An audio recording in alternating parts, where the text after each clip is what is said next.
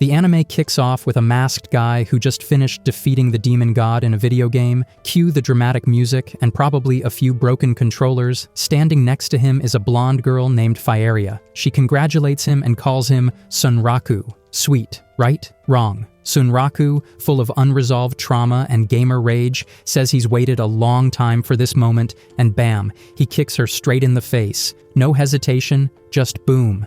He yells at her to join the demon god in hell, because she was the real villain all along. Oof, plot twist. And with that, he declares the game Fieria, officially, garbage, trash tier, uninstalled, and emotionally deleted. Now, fast forward to the future, where screen-based games are considered retro. Most kids these days play full immersion VR games, like smell the pixels level immersive. Enter our main guy, Rakuro Hizutome, who also is Sunraku in-game. Professional trash game connoisseur, his hobby, buying and playing the worst video games imaginable. He's like a human bug tester with PTSD. Cut to a school hallway. Rakuro's heading to Mahinoki High when a girl waits nervously in the corridor. She even practices a whole conversation in her head, hoping to impress him by talking about video games. But before she can say a word, some other dude swoops in and completely ignores her. Oof. He casually tells Rakuro he stayed up all night playing a game so bad it may have committed war crimes. He calls it the worst garbage ever. Meanwhile, across town, we meet Mana Imawaki, manager of a video game store called Rock Roll. She's prepping for the holiday rush. More kids, more games, more parental regret. Then Rei Saiga, yes, the same girl from school, shows up pretending to browse for new games. Mana sees right through her and says, "Girl, you're just here to stalk Rakuro, and that's okay." Mana reveals that Rakuro's been locked in his room for days playing the absolute worst game ever made. It had more bugs than a campground and frustrated players to the point they broke their VR headsets. Oh, and the final boss fight. You were forced to wear a swimsuit and a mask because apparently that was more efficient. Sure, Jan.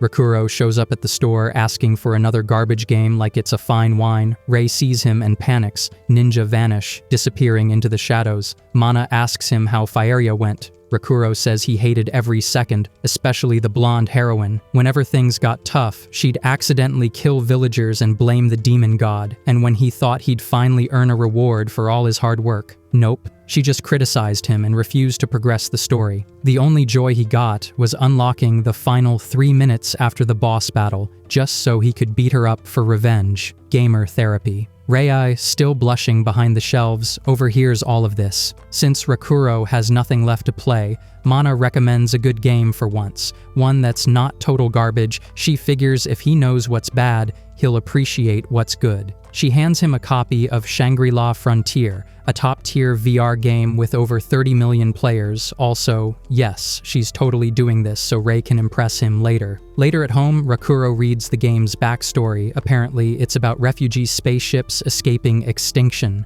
Now their descendants live on a medieval-like planet 1,000 years later. Cool lore, 1010 would skip cutscene. He sets up the game and logs in. The VR system was developed by Utopia Corp, a company founded by genius programmer Tsukuyo Tsukuri. They make the software, the hardware, and even the online services, basically. Apple if Apple didn't suck. Rakuro picks his character class, dual-wielding mercenary plus lucky vagabond. For gear, he sells everything except a bird mask to buy better weapons. Ends up half-naked, out of embarrassment. He keeps the mask on, stylish and mysterious, kinda.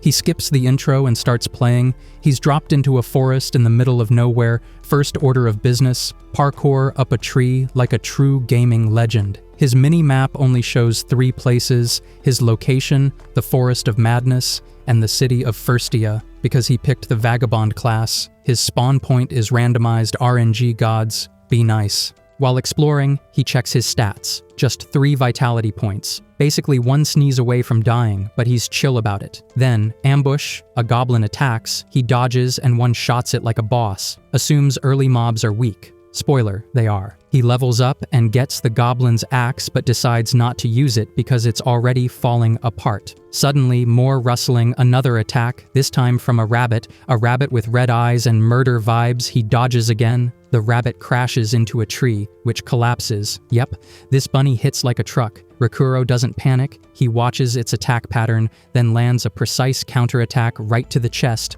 Boom, victory. He gains more XP and unlocks a flashy new skill, flash counter. So far, no bugs, clean combat, smart mechanics. This game might actually be fun. Rakuro goes on a monster-murdering spree. He farms XP, unlocks abilities, and reaches level 12. He even scores the rare Vorpal Bunny daggers, despite only a 5% drop rate. Gamer luck activated. Right now, he only uses his stab attack because it's the least risky. He realizes he needs better loot and stronger enemies, but he's wandered too far. The closest city is Secondale, and he needs to cross a bridge to get there. At the bridge, he meets his first boss, the Great Ravenous Serpent. Most players fight it in teams of 3, but Rakuro, nope, he's soloing it. No armor, no backup, just pure gamer instinct and unresolved stress from trash games past. In a change of scene, we see a knight in armor arriving at the starting city of Firstia. The NPCs and other players are surprised when they see him, since he's wearing the emblem of a clan known for trying to fully complete the game, so they wonder what someone like that is doing in the beginner town. At that moment, we realize the armored player is actually Rei, who came to that city to look for Sunraku since it was the first place he should have visited.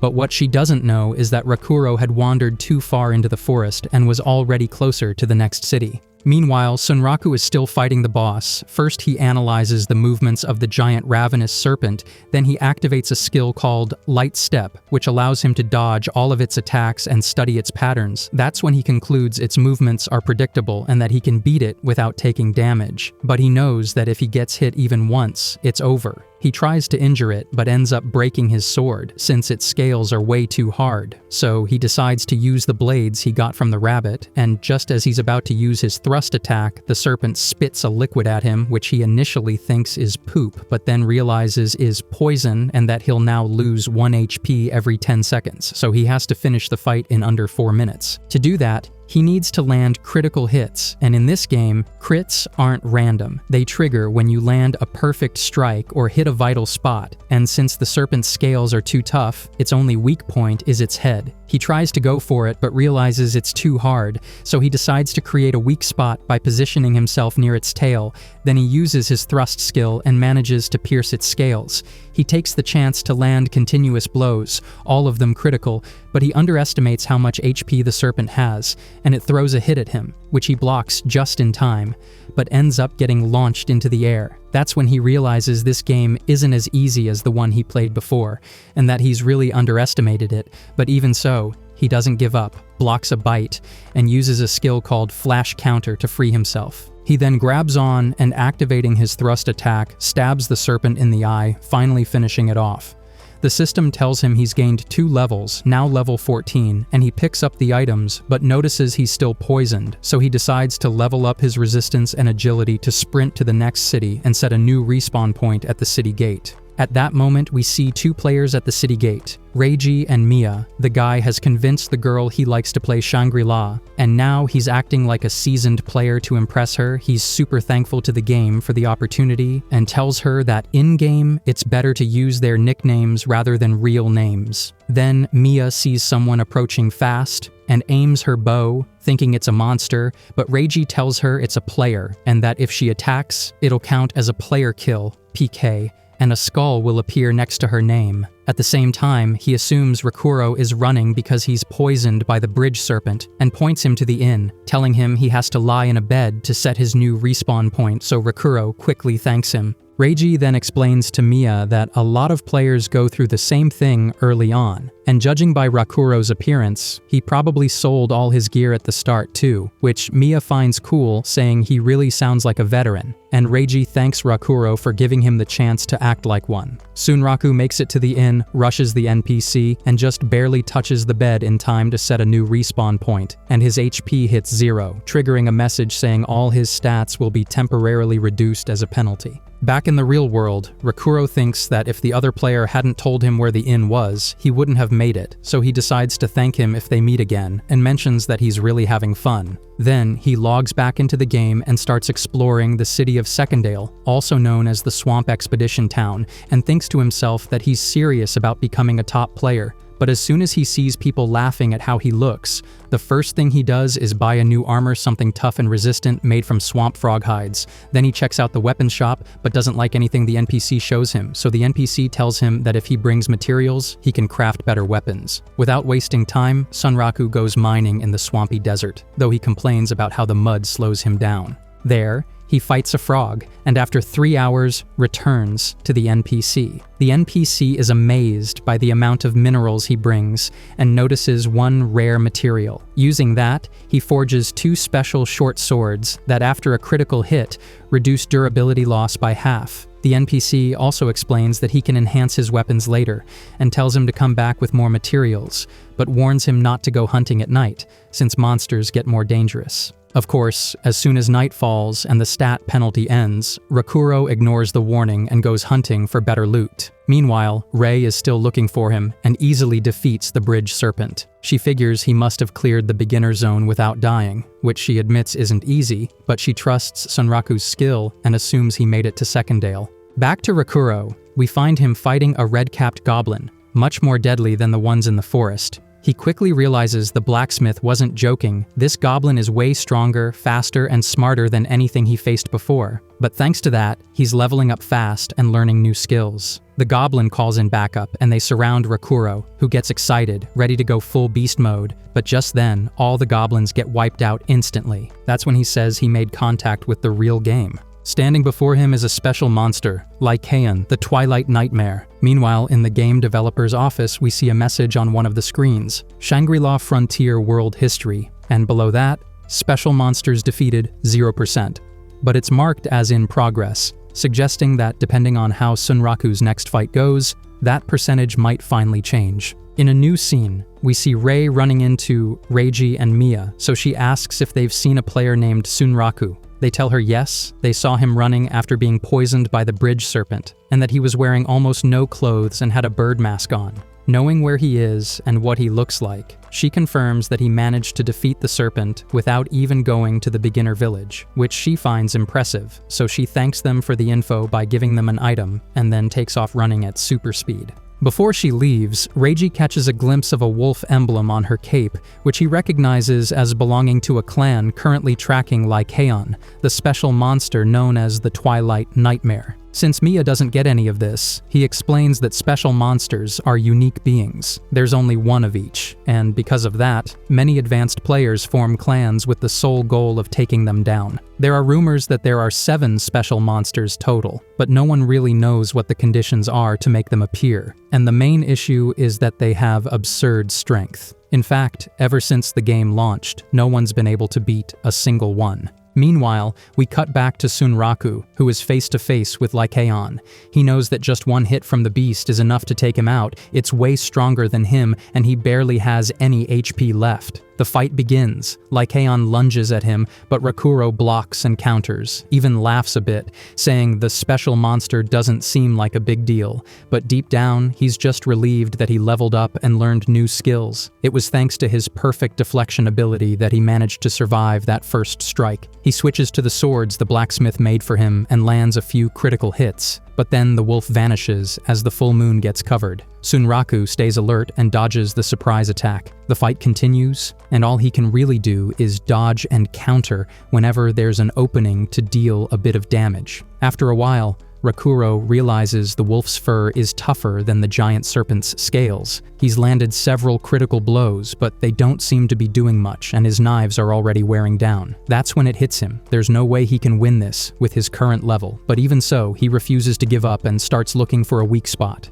He goes for the eye, but the wolf closes it and the attack bounces off. Lyan roars, and the sound stuns him. Then the moon disappears behind the clouds, the wolf vanishes, and in the blink of an eye, Rakuro's legs are gone. Everything happened so fast, Sunraku didn't even see the attack. He has no idea what just happened, but somehow he's still alive, with exactly 1 HP, and he's certain no one is coming to save him. So, before dying, he tells Lyan that he's incredibly strong, and that it's not because of a bug, he's strong because the devs designed him that way, meaning he's not invincible. Then he promises to come back and defeat him and asks Lyan not to lose to anyone else before that happens. After that, the wolf finishes him off, and he respawns at the last save point. When he wakes up, The system tells him he's received Lycaon's curse. He checks the curse details. He can't equip gear over the scars it left. Weaker monsters will flee from him because of the curse. He'll get special conversations with NPCs. He gains high resistance to magic. And last but not least, the curse can be lifted either by receiving a saint's prayers or by defeating the one who cast it, Lycaon. This freaks Sunraku out. Now he can't wear proper armor. As he walks through the city, he shouts in the middle of the street that this kind of development is what makes this a trash game. But then he calms down and remembers the 3 virtues he learned from playing trash games: a persevering mind, a tolerant heart, and the ability to make cold, rational decisions. That's when he notices he gained a ton of experience from the fight with Lycaon. He's now level 28. Carefully, he starts allocating the 50 stat points he earned, but by the end, he notices that his vitality stat is still just 6, making him incredibly fragile. Out of the 4 gear slots he had, only 2 are usable now, and investing more points in vitality won't help, so he decides he'll have to make up for it with speed and endurance. His highest stat is luck, and he figures that must be why he managed to survive Lycaon's attack with just 1 HP pure luck. Just as he's thinking that, he yells out that he could really use some luck, and right then, a rabbit falls near the alley he's in. He wonders if it's a Vorpal rabbit, but notices it's wearing clothes, and starts to think it might drop something good if he beats it, so he follows it. The rabbit walks to the end of the alley, opens a door, and walks through. The door says it's an invitation to the world of rabbits. That's when Rakuro remembers reading that Shangri-La has secret side quests, including hidden scenarios that appear randomly, and that many guilds are actively hunting for them. He assumes this has to be thanks to his high luck stat, and goes through the door. As the door closes, a system message appears saying the recommended level is 80, and he's only level 28. He arrives in Rabbitusa, the city of rabbits, and is blown away by the sight. The rabbit he followed starts talking and welcomes him. Turns out Rakuro is kind of a hot topic in the city. The rabbits are all proudly talking about how, even though he's weak, he faced off against Lycaon, used amazing technique, and landed a ton of critical hits without taking any damage. They say he represents the true Vorpal spirit, but Sunraku, staying humble, says that even so, he didn't actually manage to do anything to the wolf. The rabbit tells him that's only because Lycaon is way too powerful, a being that snacks on dragons, and the marks left on Rakuro's body prove that the Night Monarch doesn't see him as food, but as a worthy opponent. That's when Rakuro remembers the curse-mentioned special dialogues, so he figures that's why the rabbit knows about the fight.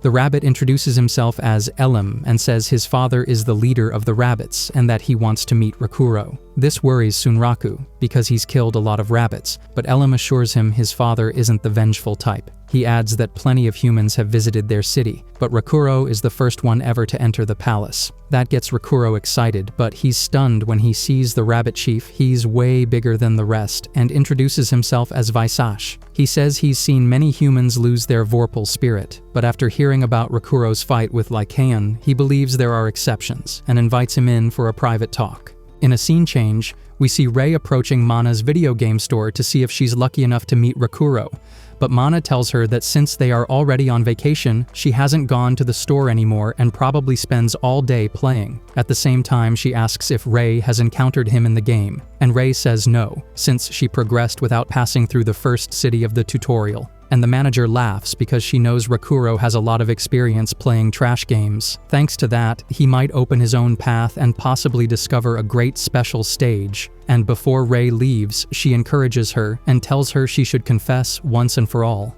On the other hand, we see Rakuro investigating the special rabbit stage. There he realizes he must defeat the great rabbit-eating serpent, a monster that attacks his country. That way he can gain a magic called Vorpal enchantment. He also realizes it's a stage that no other player has passed, since no one had met the boss Vaisash, and remembers what he told him, that if he agreed, he wouldn't mind training him properly, thanks to his Vorpal spirit. So Sunraku concludes it's a training mission, so kneeling before him, he accepts and calls him boss. Because of this, Vaisash stands up intimidatingly and seriously asks him how he just called him, and Sunraku thinks he said something he shouldn't have, but it turns out he likes being called that, and rather than treating him as a disciple, he will treat him like a younger brother and asks him to call him Vash, since only those he recognizes are allowed to call him that. After that, he tells Elim to help him with everything, so the bunny gets excited and tells him she wants to show him the palace, but Rakuro tells her he has been playing for many hours straight and would like to rest today. Besides,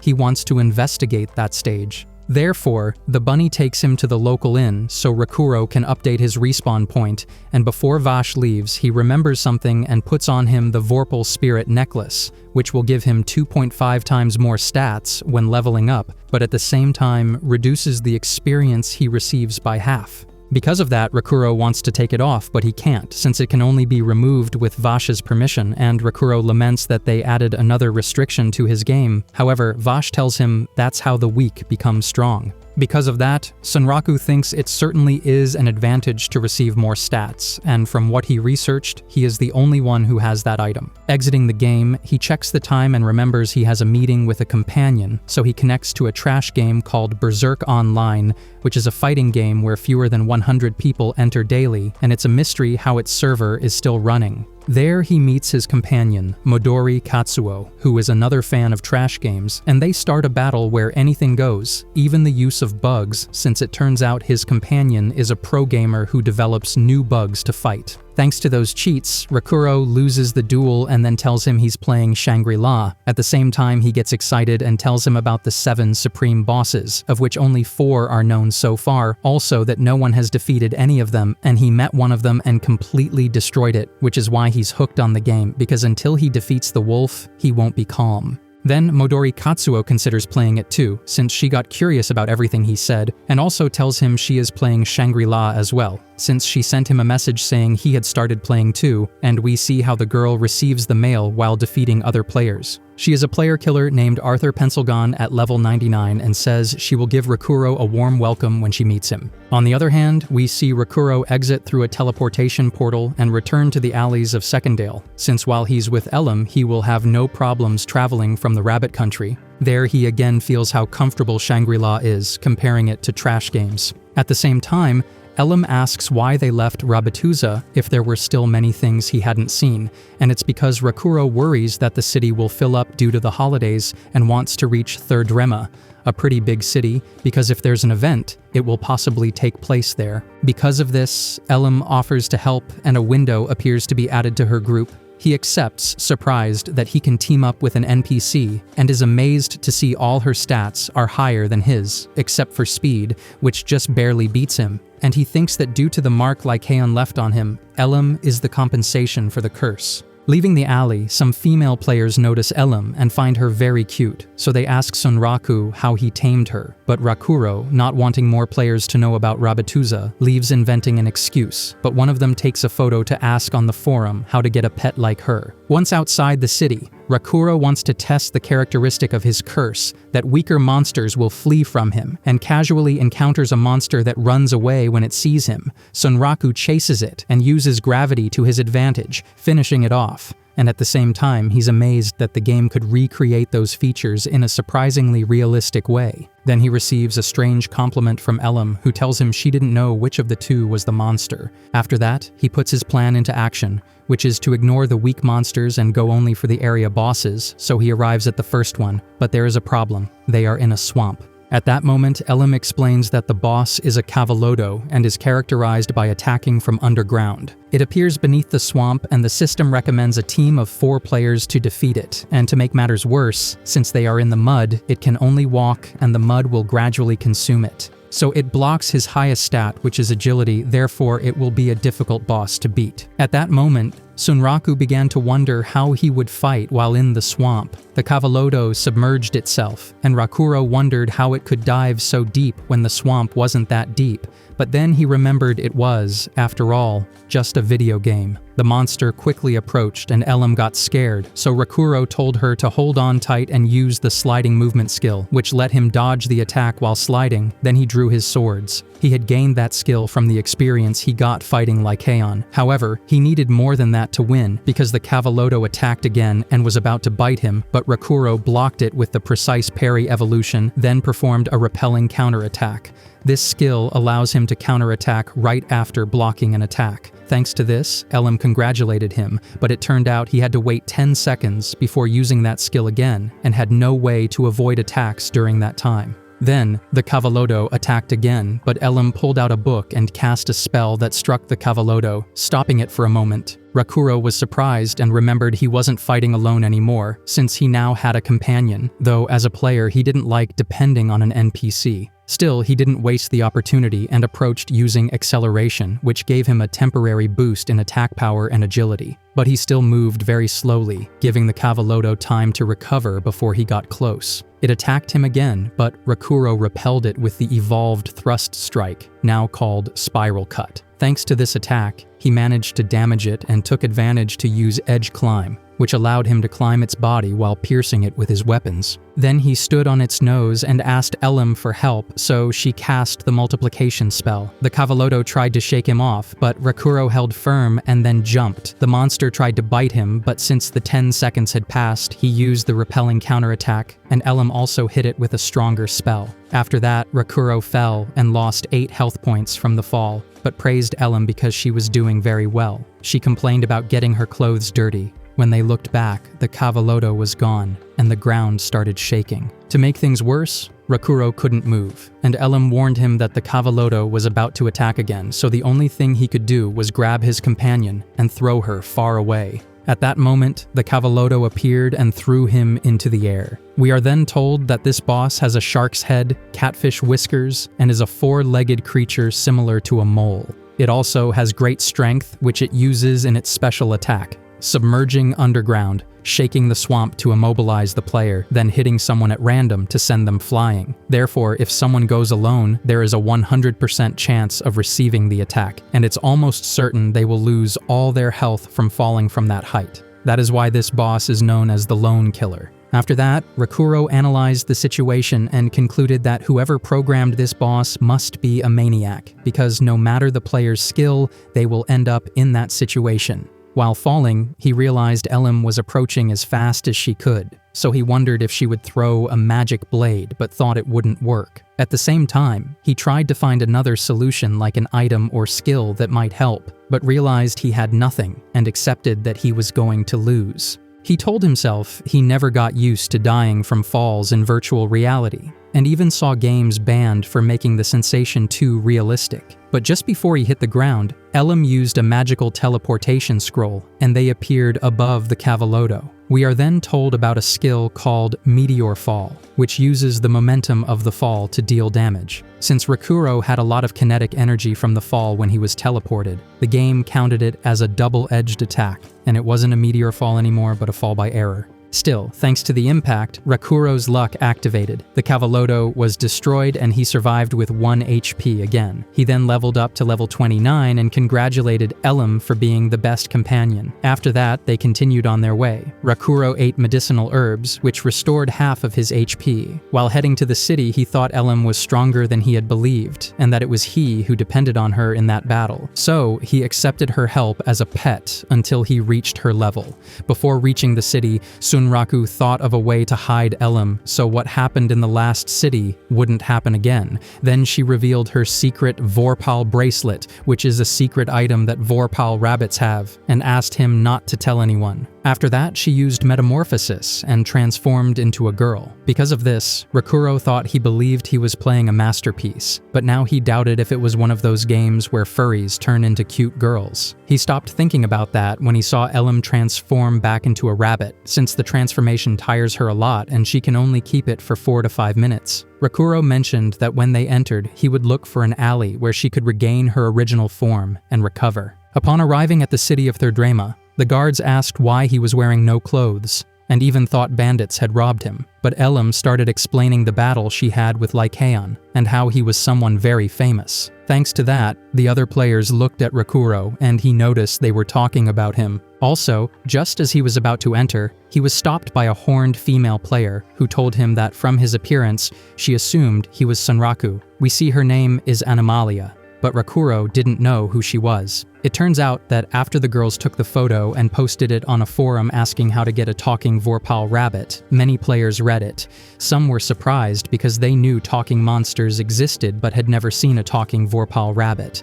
We see that the girl who stopped him saw the post, and seeing how cute Elm was surprised that players could tame animals other than dogs and cats. Other players commented that the photo was illegal since it was taken without permission and even showed the player's name. Animalia decided to find him and discover how to get a rabbit like Elam, while other players noticed the marks on his body and wondered if they were tattoos. But it was strange, since when creating the character, there was no such option. They thought it might be a curse mark that doesn't allow him to equip gear, which brings both advantages and disadvantages. There were rumors that this mark was left by Lyan. This caught a lot of attention because random encounters aren't rare, but the strange thing was that he had that curse mark. Then we see a player named Orsalot who suggests killing him and forcing him to confess when he responds. Many are surprised because he is the leader of a player-killer clan, so they worry about Rakuro. At the same time, another player sends a message to Rakuro,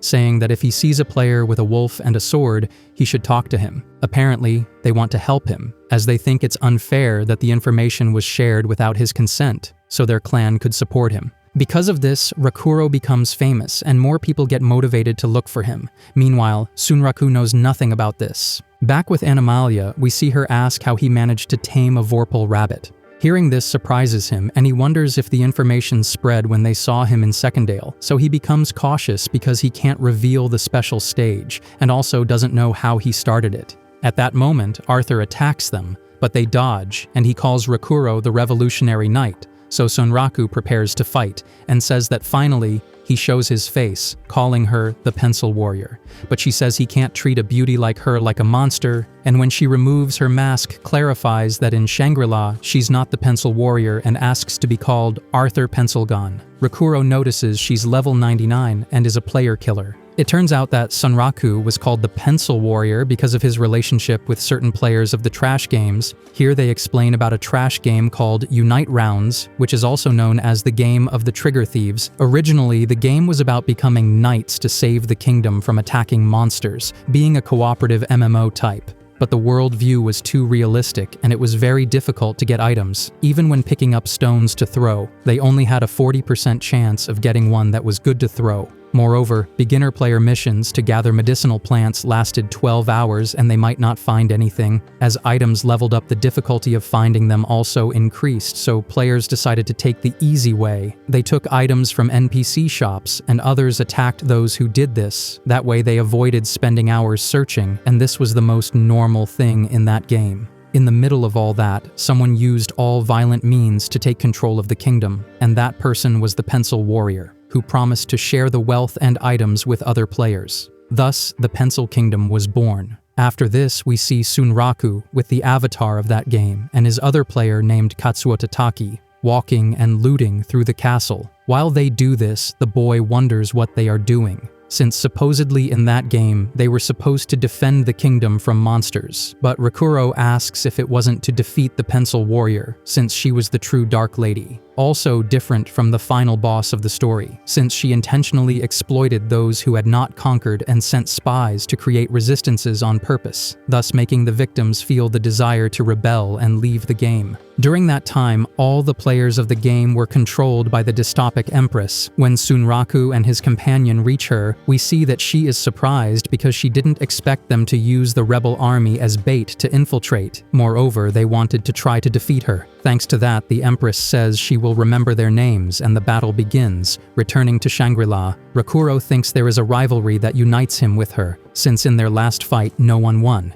so he prepares for a rematch. Elam steps aside and Rakuro worries about the level difference. Then Arthur approaches at great speed and attacks him, but he dodges. In the middle of the fight, he says he came from far away just to kill him even if he is penalized, so he should thank him. After that, he throws some poisonous knives, but Rakuro blocks them. Then the girl asks his level, but he doesn't answer, and assuming that he just defeated Cavalodo, she must be near level 30, and is surprised at how good he is at dodging. Sunraku responds that it's because they are in that game and can move easily. Meanwhile, Animalia recognizes Arthur as number 2 of the Ashura Kai, also known as the Giant Hunters. On the other hand, we see that Elim is running out of time to lose his transformation and his ears appear. Meanwhile, Rakuro asks why she is called Giant Hunter, and she answers that she only attacked high-level players, so they started calling her that. Although lately, due to the terrible new settings, it has become harder for her. Because of this, Sunraku mocks her because she was the giant they hunted in the other game, so they both laugh. But actually, she gets angry and attacks him, shouting she knows he shouldn't say that. Rakuro dodges and counterattacks while telling her he doesn't have a bird's brain and calls her a cow. At the same time, Arthur says he didn't come looking for him just for personal reasons. He has a message from his boss, the leader of the Ashura Kai clan, who wants him to tell everything he knows about the special monsters, or else he will keep coming after him until he talks. Because of this, Rakuro asks if they are threatening him and thinks what to do, since the equipment and level difference is huge. So he says it seems like they don't want him to enter the city, and he doesn't think attacking right at the gate was a coincidence, so he assumes it's not convenient for the player-killer PK clan to attack inside the city, but she replies that it was just by preference. Also, she is sure he won't reach the gate.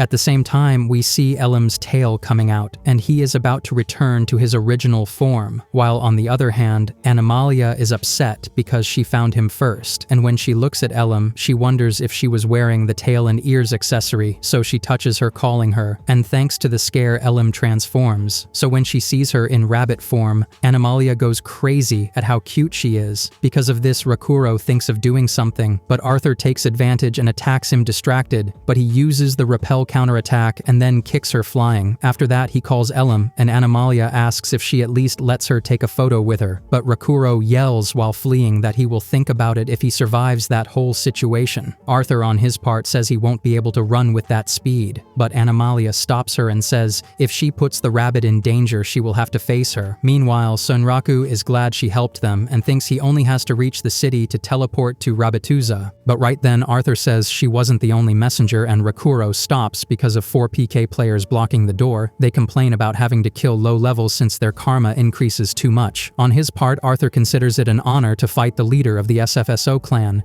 and says he will have to thank Rakuro for giving him that opportunity. The 4 PK attack Sunraku, and he annoyed says don't make that masterpiece turn into a trash game. Still, he accepts the challenge to fight the 4 and try to survive. Animalia attacks with 5 spells at once, but these are absorbed by Arthur and returned. Thanks to that, she is left with 8 HP, also poisoned, fatigued, and with reduced agility, so she asks how he returned all her curses, and Arthur answers that there was a moment he was targeted by a shaman, and knowing how dangerous curses are, he always carries a powerful straw karma doll, which when squeezed, sends the curses back to whoever threw them. So he says she had no luck, but he will accompany her until her own poison kills her. Meanwhile, Sunraku keeps fighting, and after analyzing the situation, thinks of counterattacking. But at that moment, Rei arrives to the rescue and launches a cutting attack skill. Thanks to this, she completely finishes off one of the bandits with a single attack, and the others recognize her as Attack Master, who has the highest damage in the game. Because of this, Rakuro thinks he will have more problems, but Rei identifies Sunraku's nickname and gets very happy since they finally found each other. In a scene change, we see a small flashback where she was depressed because she couldn't find him. Previously, she tried playing the games he played, but it was too much for her, so she didn't want to miss this opportunity in Shangri-La, so she logged in to keep looking for him,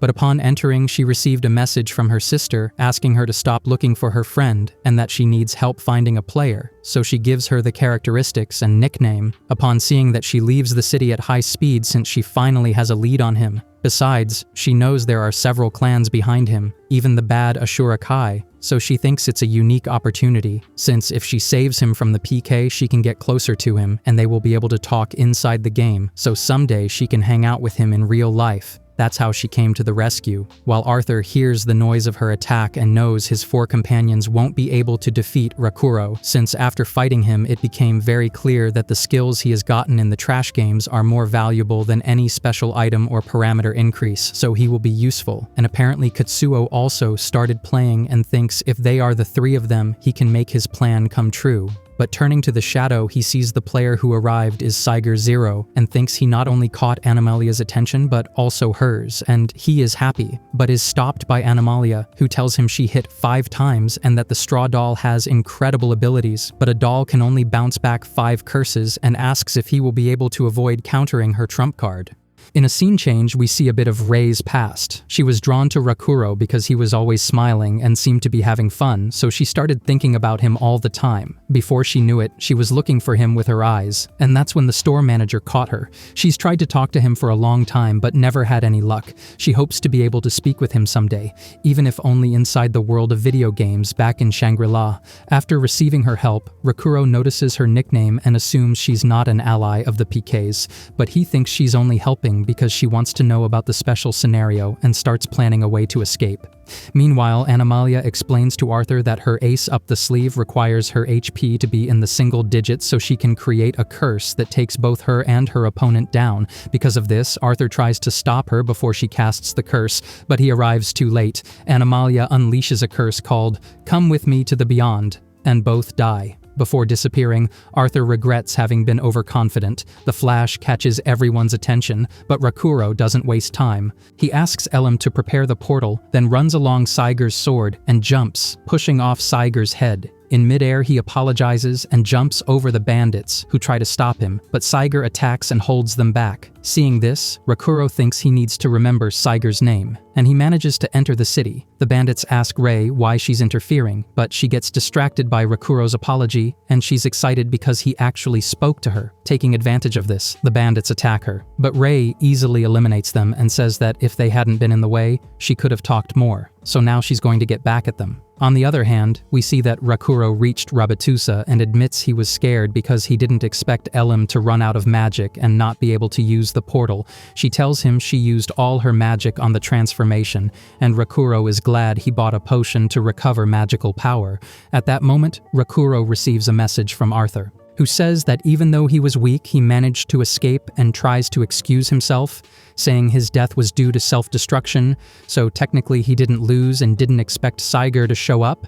He also says he wants to meet with him and Katsuo in the other game, but will give the date for the meeting later. Rakuro doesn't like this and suspects Arthur is plotting something. Just then, he receives a message from Katsuo, who says he just got an email from the Pencil Warrior that also gives him a bad feeling but sounds interesting, so he'll listen and urges Rakuro to accept as well. Sunraku ends up agreeing to the meeting. Meanwhile, Rakuro tells Elim that he's finally going to take the special scenario seriously, and she gets excited. After that, he asks what they're going to do because he remembers Vash mentioning something about training. Because of this, Elim takes him to the arena they use to train combat techniques, and once they arrive at the Vorpal Coliseum, Rakuro is amazed by its size. Elim tells him that her father ordered her to fight against 10 monsters, and she can only use Vorpal weapons. Rakuro understands he has to defeat them all and gets excited because he'll level up a lot, so he won't let Arthur mock him again. He asks to release the first monster. When the cage opens, Rakuro thinks he won't defeat all 10 monsters on the first try, but will try to learn their attack patterns to defeat them. However, he's surprised to see the opponents are a pack of monsters, averaging level 65. He asks for a moment because there are many level 65 monsters, but Elim says it's the first one, so it's normal. The monsters charge, and they quickly kill him. Meanwhile, Rei is happy because she managed to talk to Rakuro and remembers how he apologized for jumping over her. She thinks next time she'll gather the courage to send him a friend request and wonders if he'll accept it. Thanks to that, Rei imagines how she'd thank him for saving him, saying they'd go to school together every morning, and she starts screaming with excitement. At the same time, she wonders if Rakuro logged off because she searched the whole city but couldn't find him. She wonders what he's doing. On the other hand, Rakuro is struggling with his monster training. He's on his 7th attempt and is grateful that the death penalty is disabled in the arena. What annoys him isn't their level, but the number of monsters and how well coordinated they are, so he assumes there's an alpha leading them. He spots one away from the others and assumes it's the alpha, so he attacks and injures it. The alpha tries to escape and the other monsters try to stop it.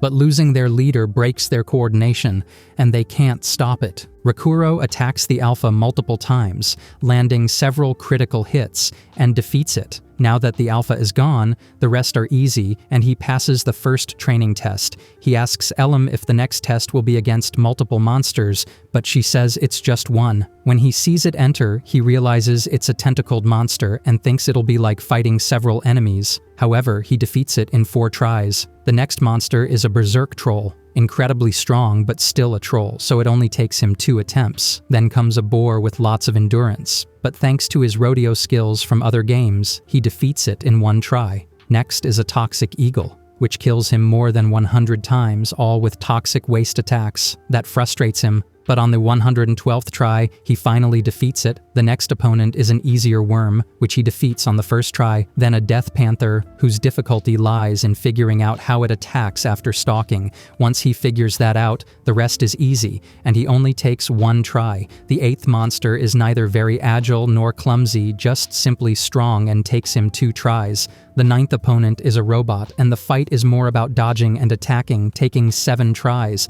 This excites him because he only has one left, and he notices he only leveled up 2 levels, wondering if it's some kind of joke. He angrily blames the Vorpal collar. Elam asks if he's going to take a break because he looks tired, but he strangely says he's in the best shape and asks her to send the last monster. At that moment, Vash arrives, and Rakuro doesn't believe it's a coincidence. He assumes defeating the penultimate opponent brought him here. Vash says the last opponent will be one he personally caught, and he releases it into the arena, removing its seals. Rakuro wonders if it's human because it doesn't look like it and assumes it's some kind of mage. Vash tells him that a long time ago there were fools who fused with trees to live longer, and this is one of them. He adds that at Rakuro's current level, he won't be able to defeat it, but since Vash sets the victory condition, Rakuro only needs to survive 5 minutes. Thus begins the special scenario against the last training monster called Aberant Tree Mage. Sunraku believes it's a test of endurance, and confidently asks if it's really just 5 minutes since he'll only have to evade it a little.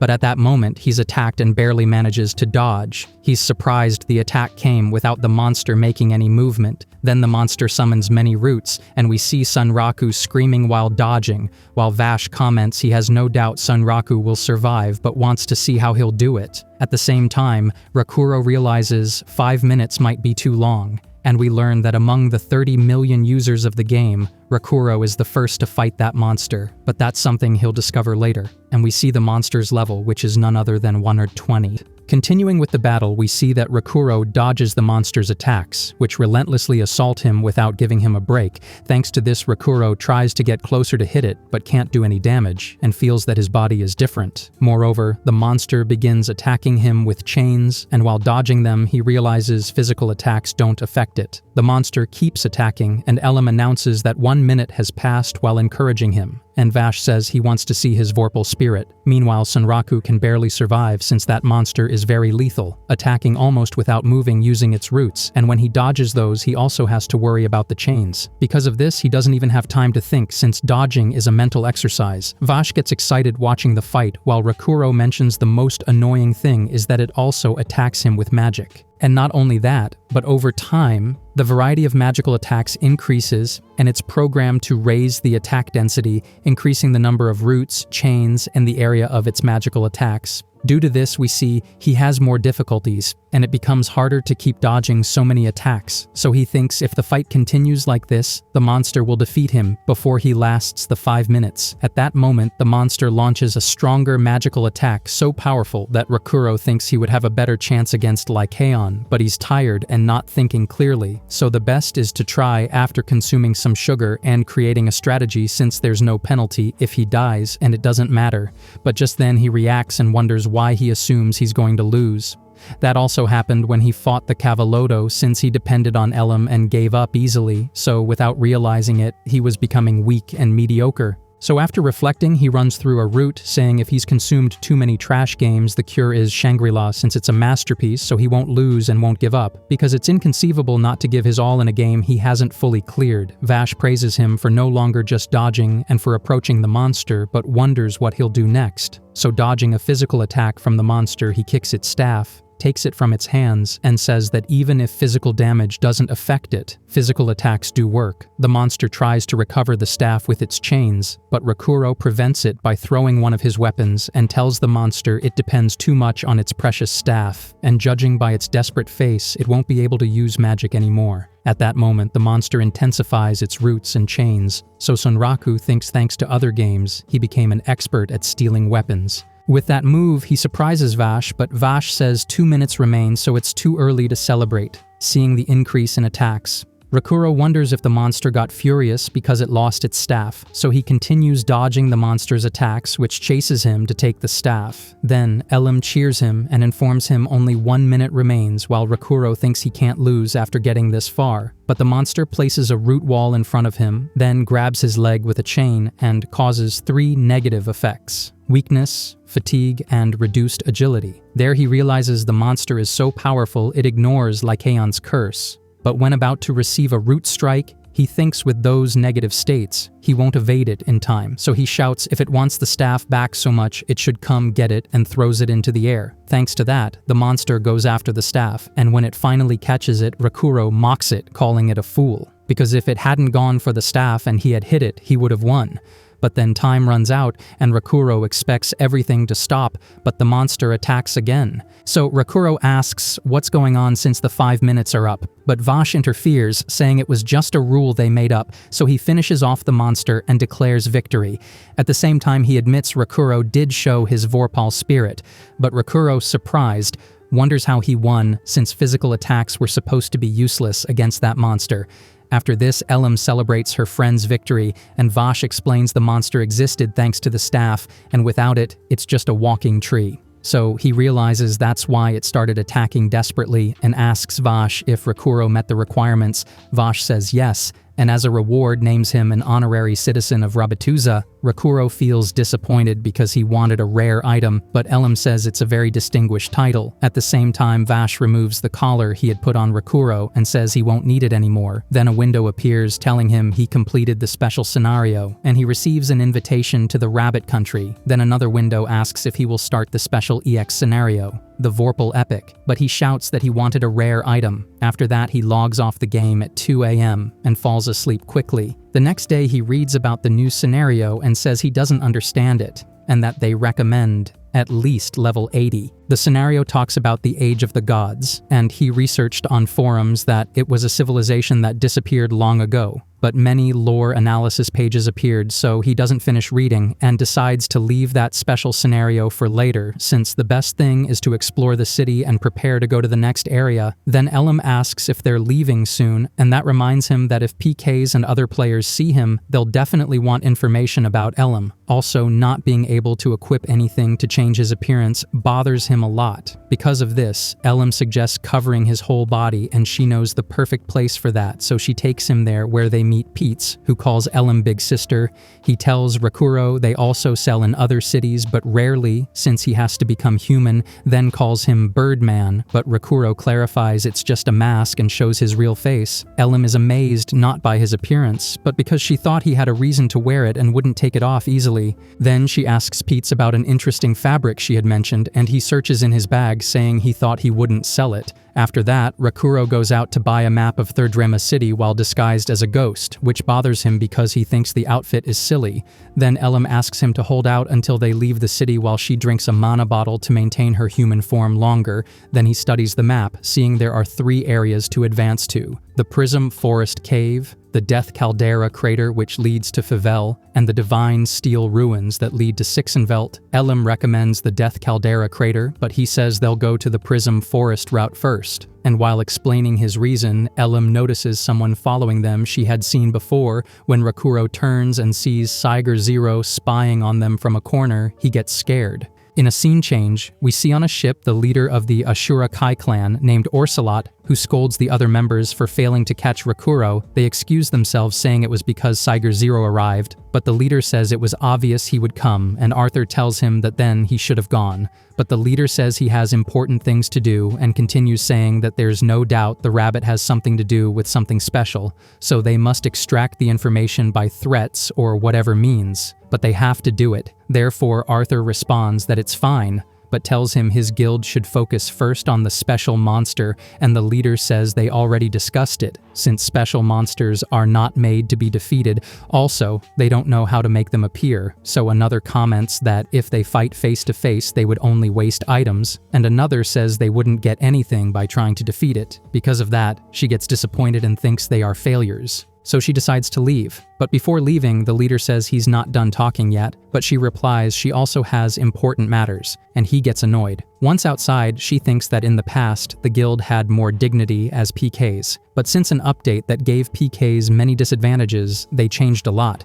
Now they only avoid danger, and she knows that way they can't beat him, since in that battle winning or losing will be a big risk. And she tells herself that she will be the one to eliminate Wazerman, the Tomb Guardian, who is one of the 7 Supremes. Then we see memories of her in front of a tomb with the name Setsuna Amatsuki, who apparently was someone important to her. Returning to Rakuro, we see he thinks Saiger is coming for revenge because he used him to escape the previous fight against bandits, so he decides to run through the city. This catches the attention of 2 Ashura Kai members who, upon seeing his name, realize it's Sunraku and decide to follow him. He runs on the rooftops while Saiger pursues and tells Elam they will go straight to the next area, while the PK players say he's heading to the steel ruins of the Divine and warn others to ambush him. While running, Ellie asks if he's not taking the wrong path since he said they would go to the Prism Forest but are heading to the ruins. But Rakuro tells her to calm down because it's a trap to mislead their pursuers. And we see the plan works because they're waiting for him at the ruins gate, and he tells Elam that Arthur taught him that. Then they arrive at the gate that will take them to the Prism Forest, but Saiger appears behind it, which scares Rakuro, and while raising his hand, he thinks it's over. But Saiger only wanted to send a friend request. She also bows, and in a low voice asks if he wants to be her friend. Because of this, Rakuro realizes it's a woman and thinks it's all a trap, since it doesn't make sense to send a friend request, or maybe she wants him to share info about the special scenarios. He also thinks she's very observant since she didn't get tricked, but since he's dealt with cunning people in many games, he accepts the challenge and presses the button to approve the friend request. Because of this, Rei becomes very happy, and here we realize she actually lost sight of him and found him by a hunch. Then she offers to help him pass the game since they are friends, but Sunraku thinks it's part of her plan and politely declines the offer, saying he doesn't want a high-level player helping him. She says he's right and apologizes for proposing something that would take the fun out of his game and encourages him to keep striving to conquer the game. Then Rakuro apologizes for using her to escape, and she says it's okay and hopes they can play together another time. After this, they say goodbye, and Rakuro thinks he got rid of her too easily, and maybe it was all his imagination, while Rei, on her side, thinks Elam was an NPC since she didn't have a name above her head. But she doesn't mind since she accepted to be his friend, and at that moment the bandits arrive at the correct gate, but seeing Rei decide to leave that side for later, and she is just happy because she finally got to talk to Sunraku. Speaking of him, we see that once he leaves the city, he takes off the disguise, and Elam returns to her normal form. Upon arriving at the Prism Forest, they see many insect-type monsters. This catches Rakuro's attention, and he decides to go after some butterflies carrying sap to farm something and make money. However, at first attempt he fails, but eventually succeeds without damaging the item. The description says it's nectar that is hard to get but susceptible to impacts. Elam congratulates him and stores it in her inventory. Then he says he wants to go for the area boss. After that, they go for some mantises hiding in plants, so he pulls out a throwing knife which surprises Elam, but he says he bought it since he could only fight at close range, and the fight against the Coliseum eagle left him traumatized. So he throws it at the mantis, which appears, and he takes advantage to finish it with his spiral cut skill. Elam keeps congratulating him and says he has gotten many items. He is also happy, but there's a monster he hasn't defeated yet, and it's that very big beetle. Luckily, it's in the Imperial Bees territory, which they don't like, and the Queen sends them to face it, but they are no match for him. And while this happens, Rakuro narrates the whole fight. The beetle already has its shell pierced, so it unfolds its wings and throws itself at the queen, defeating her. Thanks to that, the other bees and their queens scatter, and the beetle keeps eating but then notices it's being watched and starts chasing them while fleeing. Rakuro says he only wanted to pick up the items left by the bees, but Elim says maybe it thought he would take the sap, which reminds him of the sap he stored earlier, so he takes it and throws it on a mantis, so the beetle attacks it, and Rakuro takes advantage to hit the beetle with several critical strikes. After defeating it, we see it drops 4 items, so he says it's enough collecting materials. As he moves on, Elam says he cheated, but he tells her that in the game the fittest survive, and the story is written by the victors. Then he sees some cobwebs and asks Elam if the area boss wasn't a spider. She answers yes, and that it's called the clown spider. So upon seeing the cobwebs, he realizes the lair is nearby, and after following it, they reach a cave. Rakuro says it's time and jumps in without thinking. Inside, we see why it's called the clown spider in a scene change. Elsewhere, we learn that Arthur in the real world is named Towa Amane and is a famous model since people think she's an angel or the goddess of beauty, but when she logs into Shangri-La, she transforms into a PK, and that's her true nature. In a change of scene, we see that a group of players is about to face the spider, but as soon as they enter the cave, the boy steps on a spider web and gets stuck, while one of his companions tells them to look up, and the three scream, scared when they see the boss. Rakuro, on his side, upon arriving at the cave, cannot enter, since there are already other players fighting the boss, and then he observes how the boy falls, who angrily shouts that he can still beat him up, but is crushed by a giant rock. Rakuro laments, but seeing that he can now enter changes his attitude, although he worries a bit, since if he dies he will respawn in the last city. Once he enters, we see that he already has a strategy upon seeing the red one that crushed the player. There we also see that the corpses of his companions are wrapped in webs. Therefore, before starting to fight, Rakuro tells Elim to practice his battle narration in a corner, since he plans to defeat the spider without taking any damage. But Elim asks if he is sure, and he confirms that yes. Then he starts climbing quickly up the walls. At the same time, he realizes that the higher he climbs, the denser the webs become, and he plans to use the skills he obtained in the Coliseum. Upon seeing that the spider throws a rock at him, he uses a jumping skill to dodge it and continues jumping between the walls, saying he had seen that attack before. Then he starts grabbing onto the webs and does not get stuck, since it turns out the vertical threads of the web are not sticky. And seeing a large number of rocks falling, he uses the Acceleration 6 skill and keeps climbing on the webs while dodging. Upon reaching in front of the boss, he says that the time for throwing rocks is over and uses the Circular Cut skill to cut one of its legs, then continues with the Avalanche of Cut skill, and after so many hits, the boss falls. So he thinks he will take a good amount of damage from the fall. However, the spider throws its web to hold on to the walls, but he throws his throwing knife at the web and thus prevents it from holding on. Elim on her side dodges the spider's fall, but Rakuro knows that won't be enough to defeat it, so he gets an idea upon seeing all the things up there, so he starts cutting the webs and everything falls on top. Elim watching the battle gets excited, since if he continues like that, he will defeat it without taking any damage. After this, he comes down and faces it. Moreover, seeing its clown-like form reminds him of Lyan, and thinks that if he can't defeat a simple boss face to face, he won't have a chance against Lyan, and after hitting several critical blows, he manages to defeat it. Elim gets excited, and he tells her he took no damage just as he said, but still he is not completely satisfied. Then he receives a message from the Pencil Warrior, where they arrange the meeting to strengthen friendship ties, since the three are playing Shangri-La. And we see Katsuo, who is reading the message after easily finishing the Cavalotto. Katsuo comments that he started playing because Rakuro did, and we also realize that his in-game name is Oikatsuo, but we will keep calling him Katsuo. On the other hand, we see that in the real world, Rei tells Mana that she is now friends with Rakuro. She is happy and tells her he hasn't gone to the store those days, so she assumes he must be totally immersed in the game, so it wouldn't surprise her if he were the first to defeat a special monster. Rei thinks the same.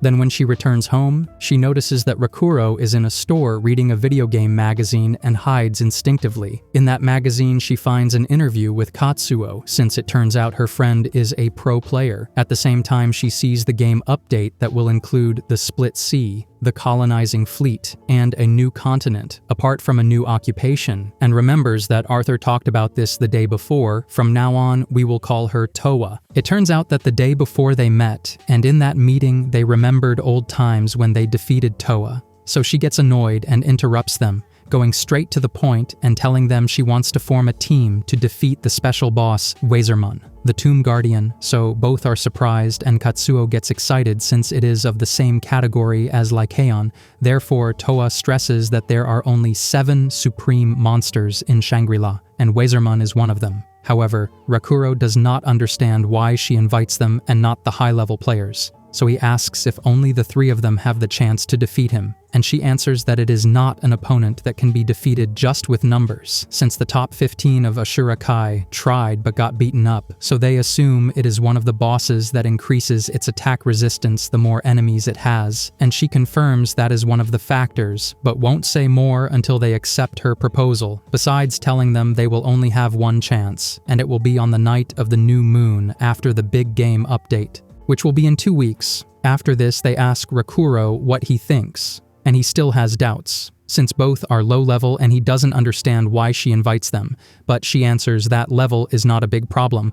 What they need are the best player skills, and that's why she needs him and the pro gamer Katsuo. At the same time, she tells them that for their help, they will have some extra reward, so Sunraku says he understands the matter now, but knows she is still hiding something, and if she wants them to bite the bait, she must tell the truth. Therefore, she begins explaining the operation details, but we don't get to know them since the scene changes to the present. Leaving the store, Rei gathers courage to talk to him, but Rakuro doesn't remember her name, only knows she was his teammate last year, so risking it, he says her last name and gets it right. She says it's a coincidence to meet there, and seeing him assumes he was shopping and tells him she is on her way to practice judo. Then she changes the subject, saying that Mana, the video game store manager, told her he plays Shangri-La, and since she also plays, if he doesn't mind, they could play together. But at that moment, he receives a message and apologizes. It's from Towa, who tells him to hurry up, so he apologizes to Rei and says a friend is rushing him and leaves. She on her side is happy since they talked a lot, and assumes because of the large amount of energy drinks she carried, he will surely spend a lot of time in the game and has the feeling they will see each other soon.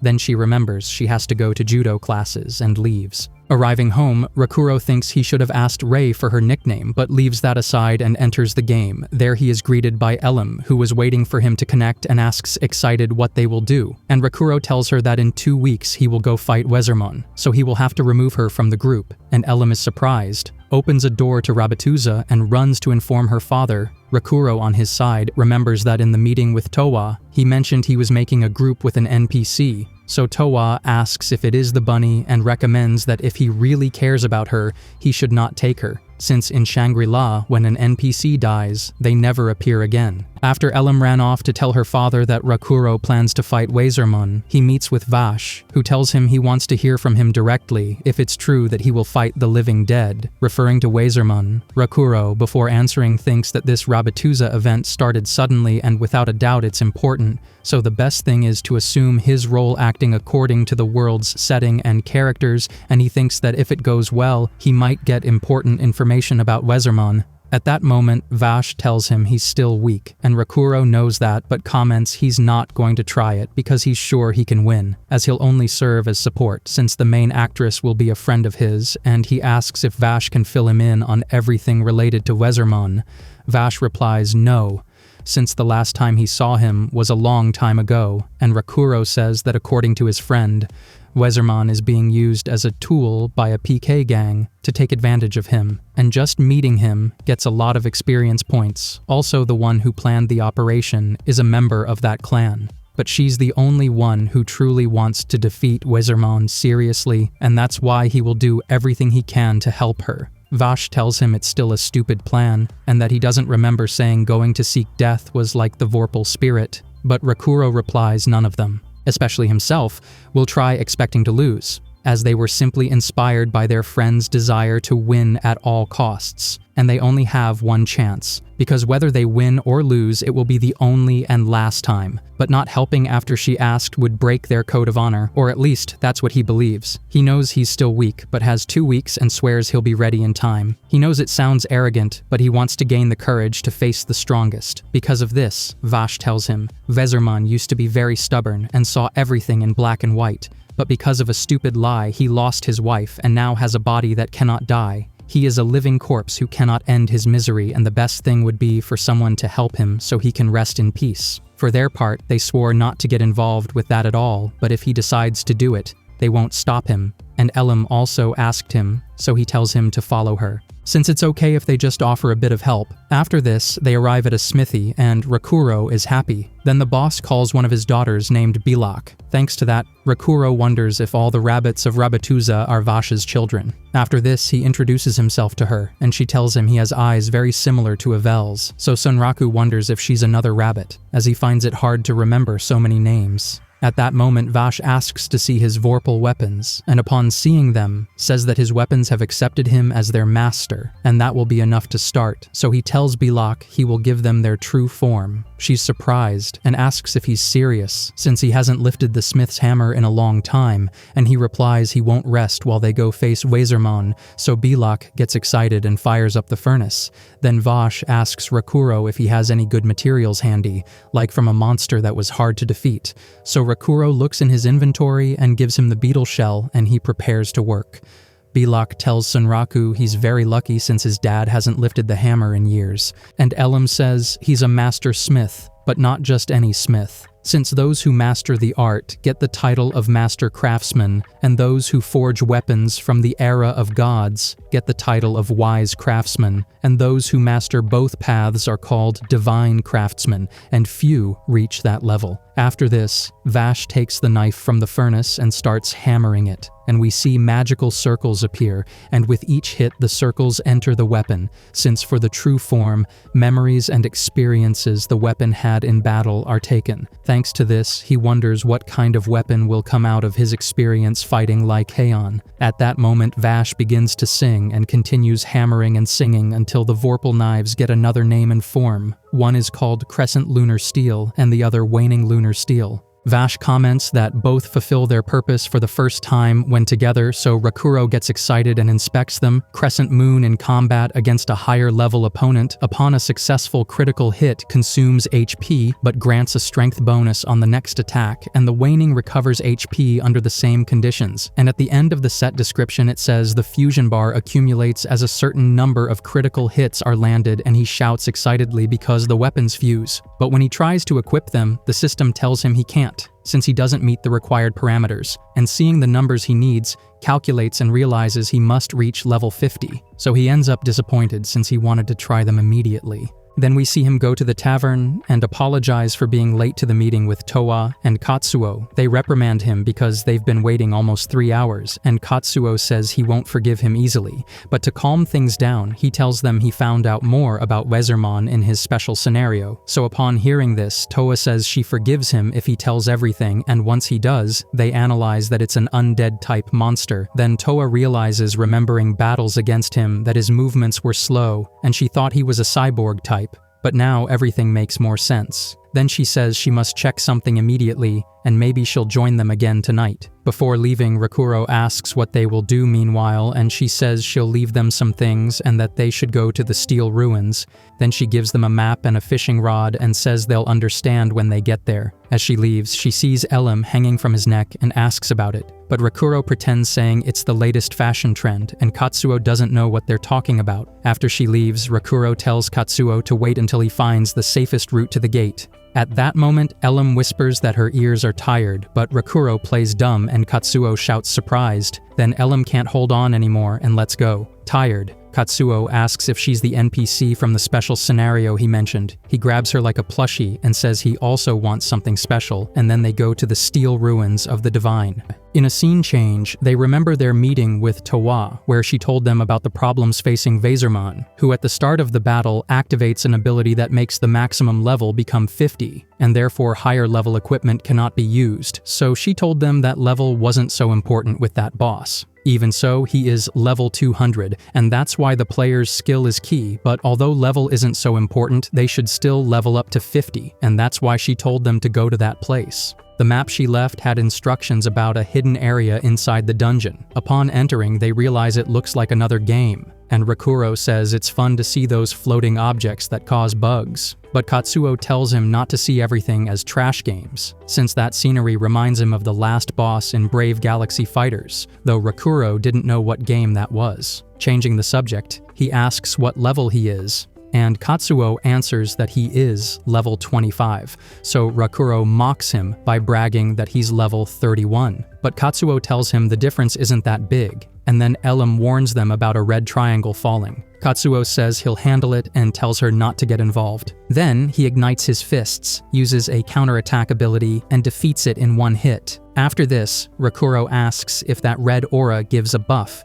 and Katsuo says yes. It increases strength and vitality. Then more enemies appear, and Katsuo takes care of them. He tells them his class is the Spirit Fist Monk. Therefore, he can't equip weapons, but his stats go up instead, and he throws very strong punches. He also focused on HP and vitality to become a light fighter. Because of this, Sunraku thinks his setup is focused on taking some damage, which is a pro-gamer thought, just like Katsuo. Rakuro is about to tell him his setup, but Katsuo tells him not to, because knowing him, he specialized in strength and agility and has weak defense. But Sunraku says he's wrong, that he's a lucky fighter specializing in agility and luck. Katsuo criticizes him for low defense, but Elim says it's to push the Vorpal spirit to the max, though she doesn't know what that means, and they keep moving forward. They realize things are getting complicated, and as they advance, Rakuro respects the player who discovered the hidden place, but Katsuo tells him it was Toa who found it, exactly as they expected from her. They reach a point where they must jump,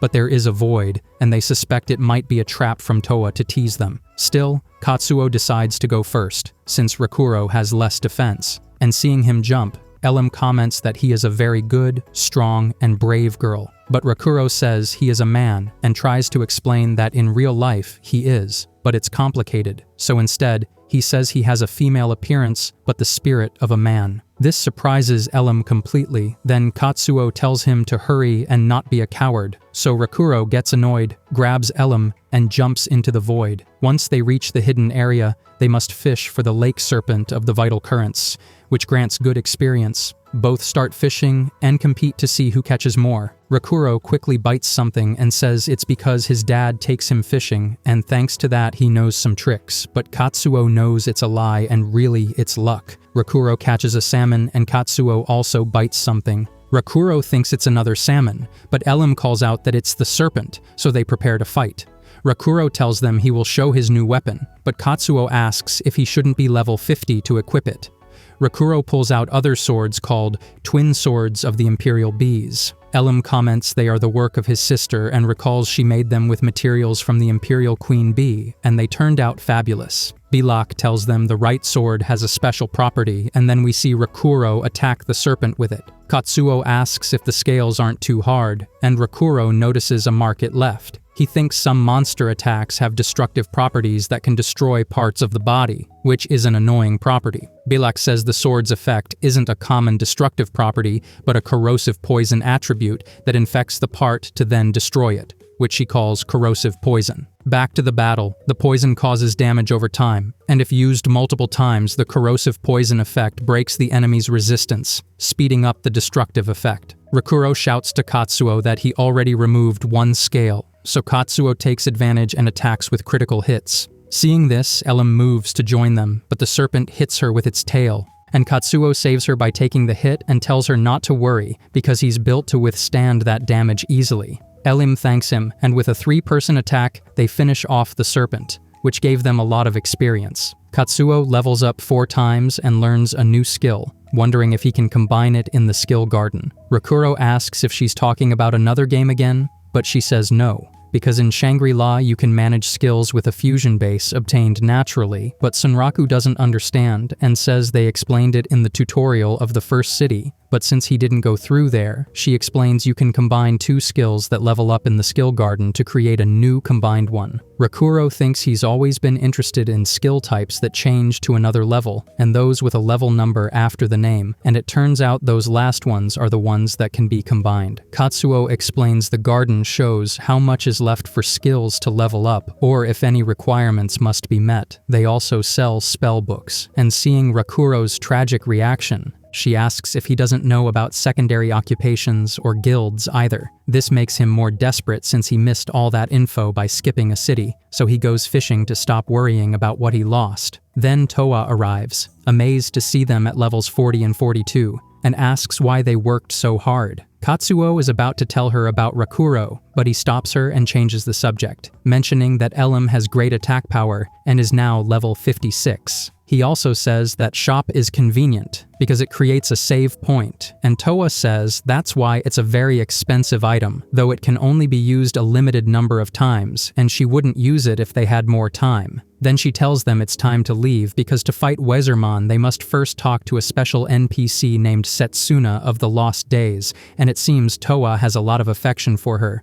Then we see a spirit woman singing in a tree. In a scene change, we see the group in the prismatic forest. There, Towa explains to them that on full moon nights, there is a part of those walls where the mold does not glow, and by touching it, a secret path is revealed.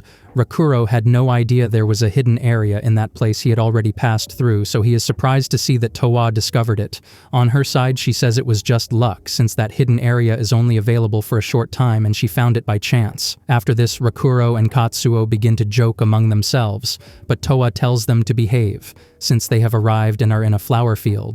She really likes that place, and Katsuo does not deny it is beautiful, but a bit sad, since those red flowers are from hell and are a type of flower related to death. At that moment, they meet Setsuna, and seeing that she looks like a ghost, the first thing Rakuro thinks is that it is a bug, but Katsuo does not think the same. He believes she was programmed like that. Towa, on her side, greets Setsuna, and she tells her that a lot of time has passed.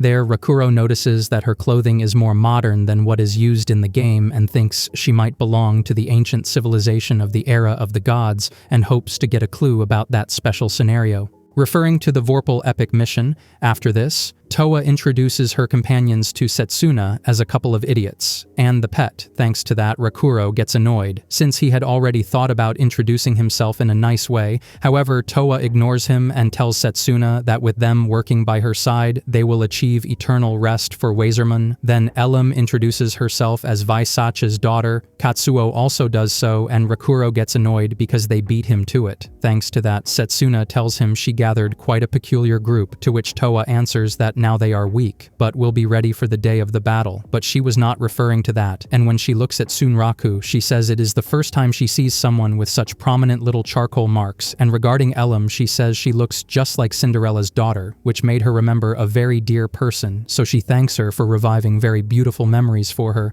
After this, Towa asks her to tell them about him, then a mission for a special scenario appears called, "I send you flowers with love from the world of the living." Both accept the mission, and Setsuna begins to tell that Wazerman is her beloved husband. By fate, she died, and since then he has been protecting her grave for many years. Thanks to that, they understand why he is called the Guardian of the Tomb. Also, she does not know how much time has passed since she died, and when she realized it, she was already there. But she does not regret having died, since death is the end and final point of a past, but it should not be something that blocks the path to the future, and that is why she cannot bear that he continues tied to her tomb and her past. Wazerman used a program, a magic she created to put a barrier in that place. At that moment, Rakuro notices something strange, since it is a somewhat out-of-place word in the game, and she continues saying that he used the magical power of the moon to reverse the coordinates of the dimension to the other side so they could avoid interfering with her.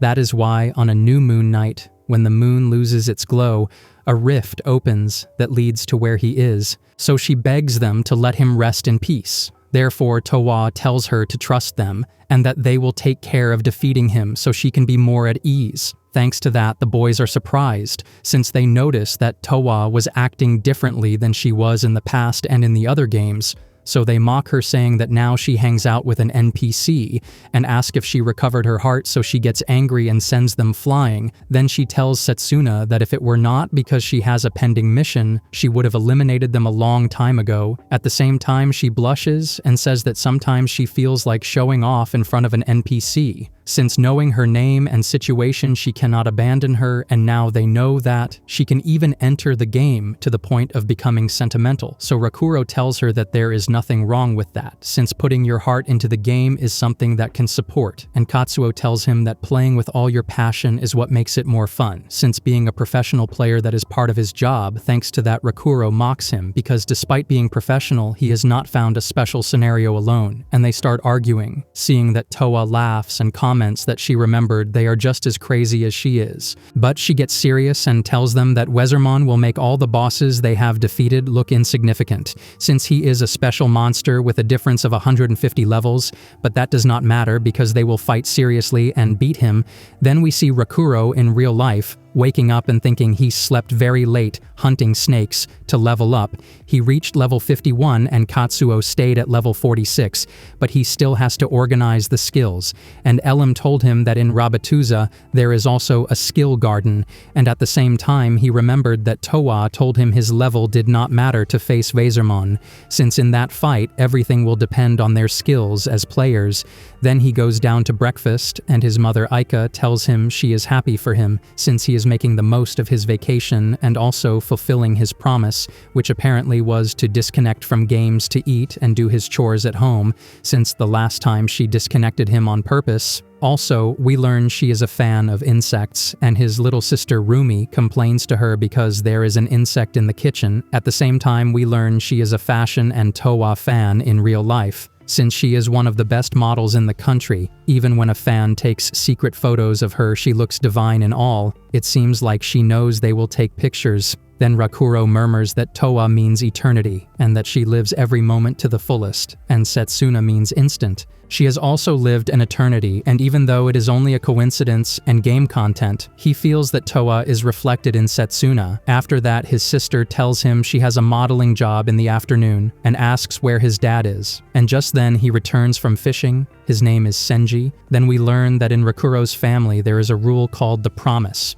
which is to have breakfast and dinner together every Sunday, so they can talk and spend quality time. Since if they don't do it, each one would get into their hobbies and lose the chance to spend time as a family. After this, we see Rakuro return to his room to enter the game, since there are only 2 weeks left to fight Wazerman, and he will be a tough opponent. According to the information Towa gave him, he has a wide range of high-speed and long-range attacks that kill instantly. Because of that, he will play a trash game where bugs gave crazy speed to attacks, called Berserk Online Passion. Upon entering, he notices the game is empty as usual, but on the way to defeat the final boss, he meets another player, who turns out to be a relatively new one called Dragonfly, so Sunraku is surprised to see that game still attracts new players. After this, they agree on a duel and notice he is a novice, but even so, he can use basic bugs. So Rakuro gets excited and tells him he will feel firsthand the bugs players have developed over time after a hard research. In this way, we see that the battle between the two continues, and they draw the attention of other veteran players of the game, who know Rakuro, and apparently they have had several fights, but Dragonfly has not been able to win even one round. So he attacks him again head-on, and Rakuro defeats him easily. Still, he gets up excited and asks for one last rematch, so Rakuro accepts, and the first round begins. At that moment, Dragonfly rushes forward, and when he is within reach, Sunraku throws a punch, which the novice dodges using the bug he used before on him. Seeing what he did, he congratulates him, and remembers that he went to that game to prepare for the Wazerman battle and thinks he needs a higher level opponent. But then Dragonfly takes advantage of the opportunity and quickly approaches him, surprising him with an attack called Flying Fists. But it turns out that using that technique without bugs leaves the player unprotected, which Rakuro explains while launching a rain of attacks that Dragonfly cannot escape, so he decides to get closer. At that point, Rakuro says he will use his special move, but the other makes an unexpected move and throws the flying fists again, but this time separated. Rakuro had never seen that move and thinks he could counter them with his special move, but decides better to take the hit to see what happens, so he is knocked flying and loses the match. Because of this, Dragonfly celebrates his victory, and Rakuro gets up asking the opinion of the other players about that attack, and they say both fists made contact and caused damage. They get serious discussing the similarity of that move to others that exist, and conclude that it is not the same as others. So they congratulate the novice for discovering a new bug technique, and also tell him he has the right to name it, but nothing comes to mind, and Rakuro tells him it doesn't have to be right now, and he can think about it calmly. Also, since the fight is not over, he will return the favor by teaching him a better bug technique, which is harder because it can only be activated at the start of the round. Once the round begins, we see Rakuro duplicate himself, saying the technique is called doppelganger and that he discovered it, then attacks and thinks that's why he still likes that game. And that way he ends up beating Dragonfly, who complains because it's a very dirty bug, but he gets up and thanks him for everything he taught him.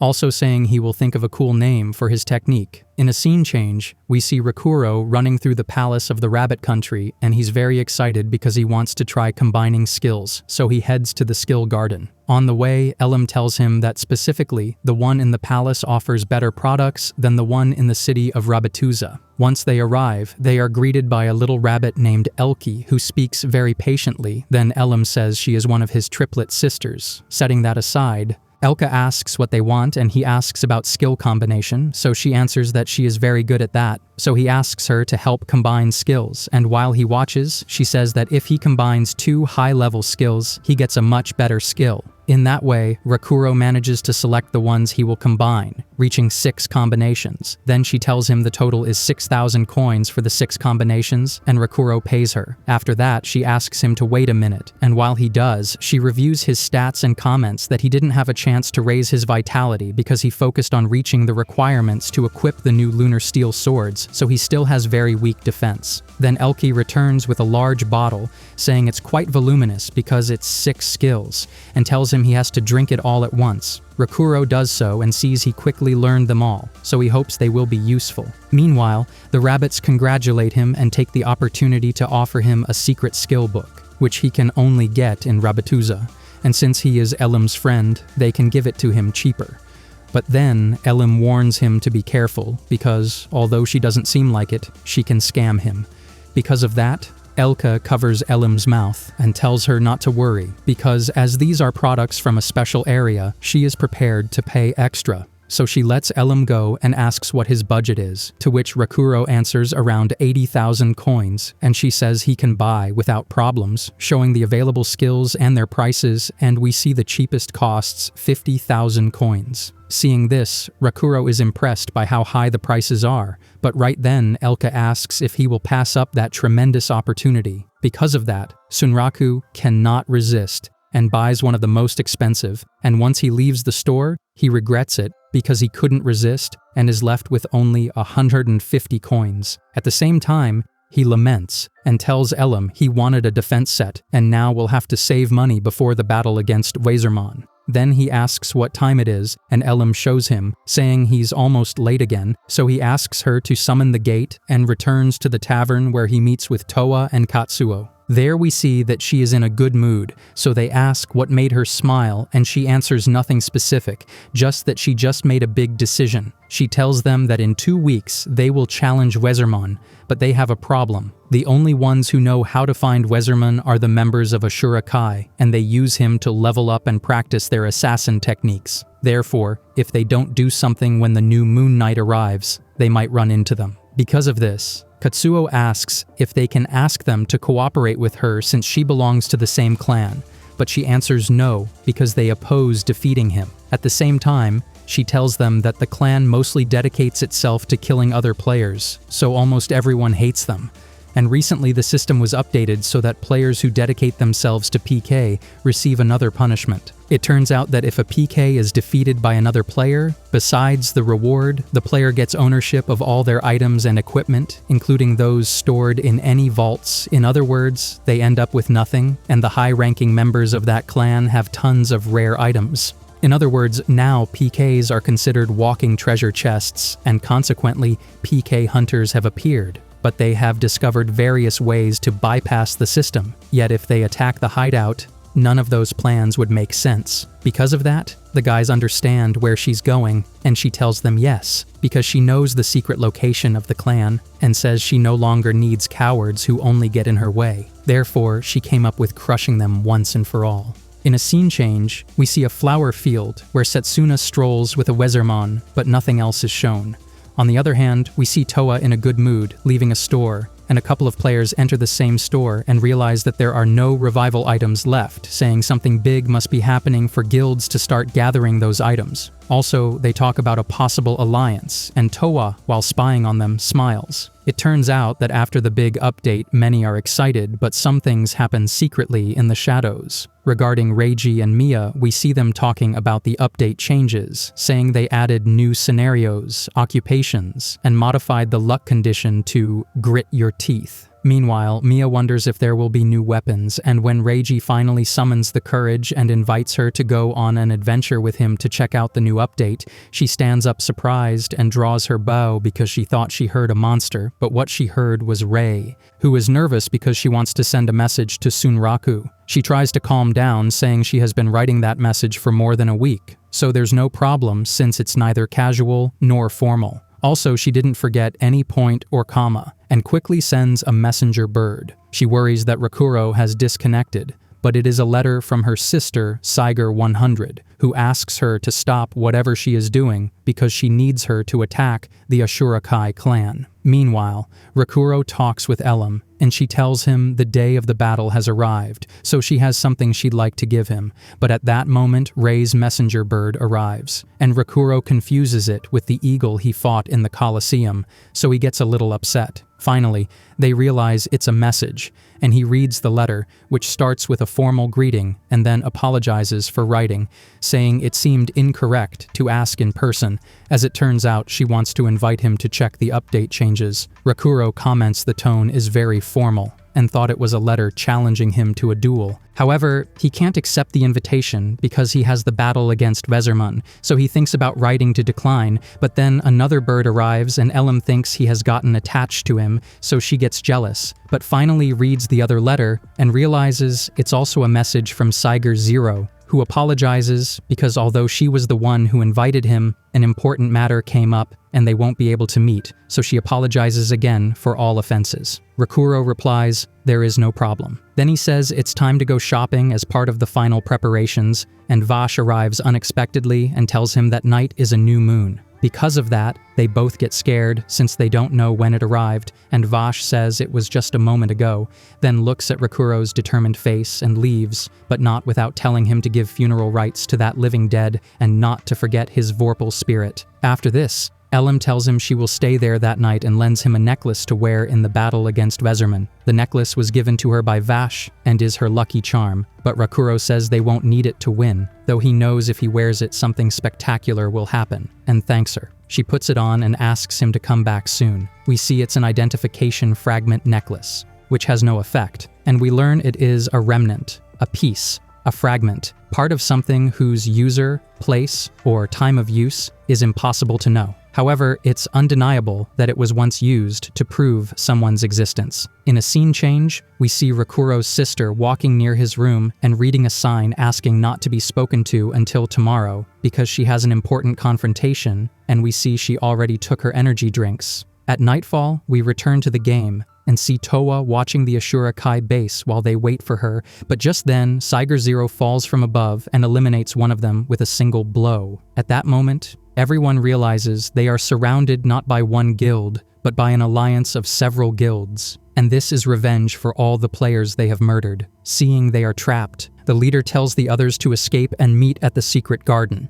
Meanwhile, we see Rakuro showing off his new hip gear, which increased his vitality from 7 to 22. Because of that, Katsuo congratulates him for going from paper defense to wet cardboard defense. At the same time, he says he drank the recommended energy drink, and now the others taste like water. He also tells him he discovered a new bug in the other game, and then Towa arrives and says everything went perfectly and that she saw Saiger 0 very angry, wondering if she has a personal grudge against Ashura Kai, and thanks to that, Rakuro thinks about the second letter she sent him. Katsuo asks if they will come to avenge her when they discover her, and she answers that it's just a matter of giving them another beating. After this, they form a group and review the plan, also sharing some items. Meanwhile, some clan members have escaped and wonder how their hideout was discovered and suspect someone betrayed them. The leader has a suspicion but doesn't want to believe it. However, upon reaching the secret garden entrance, they cannot enter because another group is inside, and Orcelot shouts they were betrayed by the second in command,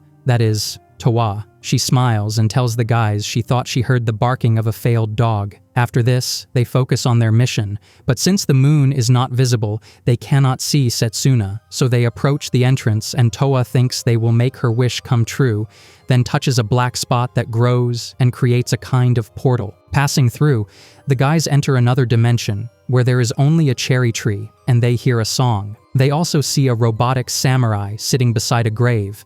Then the system notifies them they have encountered a special monster called Wazerman, the guardian of the grave, and their levels change to 50. After that, the samurai stands and adopts a combat stance, so Rakuro advances and says he challenges him. But before finishing speaking, Wazerman attacks with a wind slash, but Rakuro dodges and attacks with his close combat skill. However, his kick does nothing, and he barely dodges Wazerman's next attack. Then he draws his twin Imperial B-swords and manages to block another wind slash, and they continue fighting while Toa laughs, seeing he was able to track him with his eyes the first time. She remembers how she warned him about the wind slash, which ignores armor and causes an instant kill. Seeing it's not his only lethal attack and also considering the 150 level difference, Rakuro concludes it's not a monster they can defeat and there must be an alternative victory condition, meaning it's not necessary to reduce the enemy's HP to 0, and according to his experience, there are several alternatives. But after trying several times,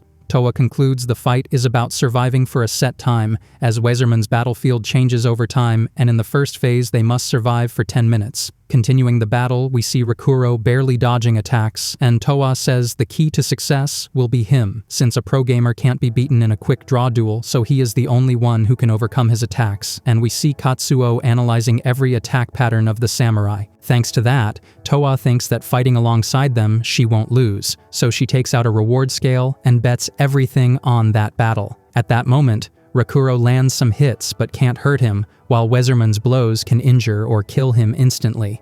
That's when he realizes it's just as Toa said, an enemy who can't be defeated easily, and just then, the samurai launches another wind slash and manages to hit him, making his HP drop to 0 quickly. Seeing that, Katsuo hurries and throws Rakuro a rebirth jewel, and he manages to revive. In a scene change, we go back a little and see that before the boys enter to fight Wazerman, Toa gave them some items. One of them was the Tear Jewel of Rebirth, which is an item to revive and must be used within 10 seconds after a player dies. Thanks to that, Rakuro revives with all his HP, so both think that item is very powerful, and Toa comments that they are very rare. She traveled to several cities and bought the only 12 she found. So she asks them not to waste them, since each costs 4 million coins, and both are surprised to hear the price. She distributes the 12, so each gets 4. She also has another item called Divine Life-Saving Herb, which must also be used within the first 10 seconds, but this one revives with half HP, and she gives 5 to each. With this,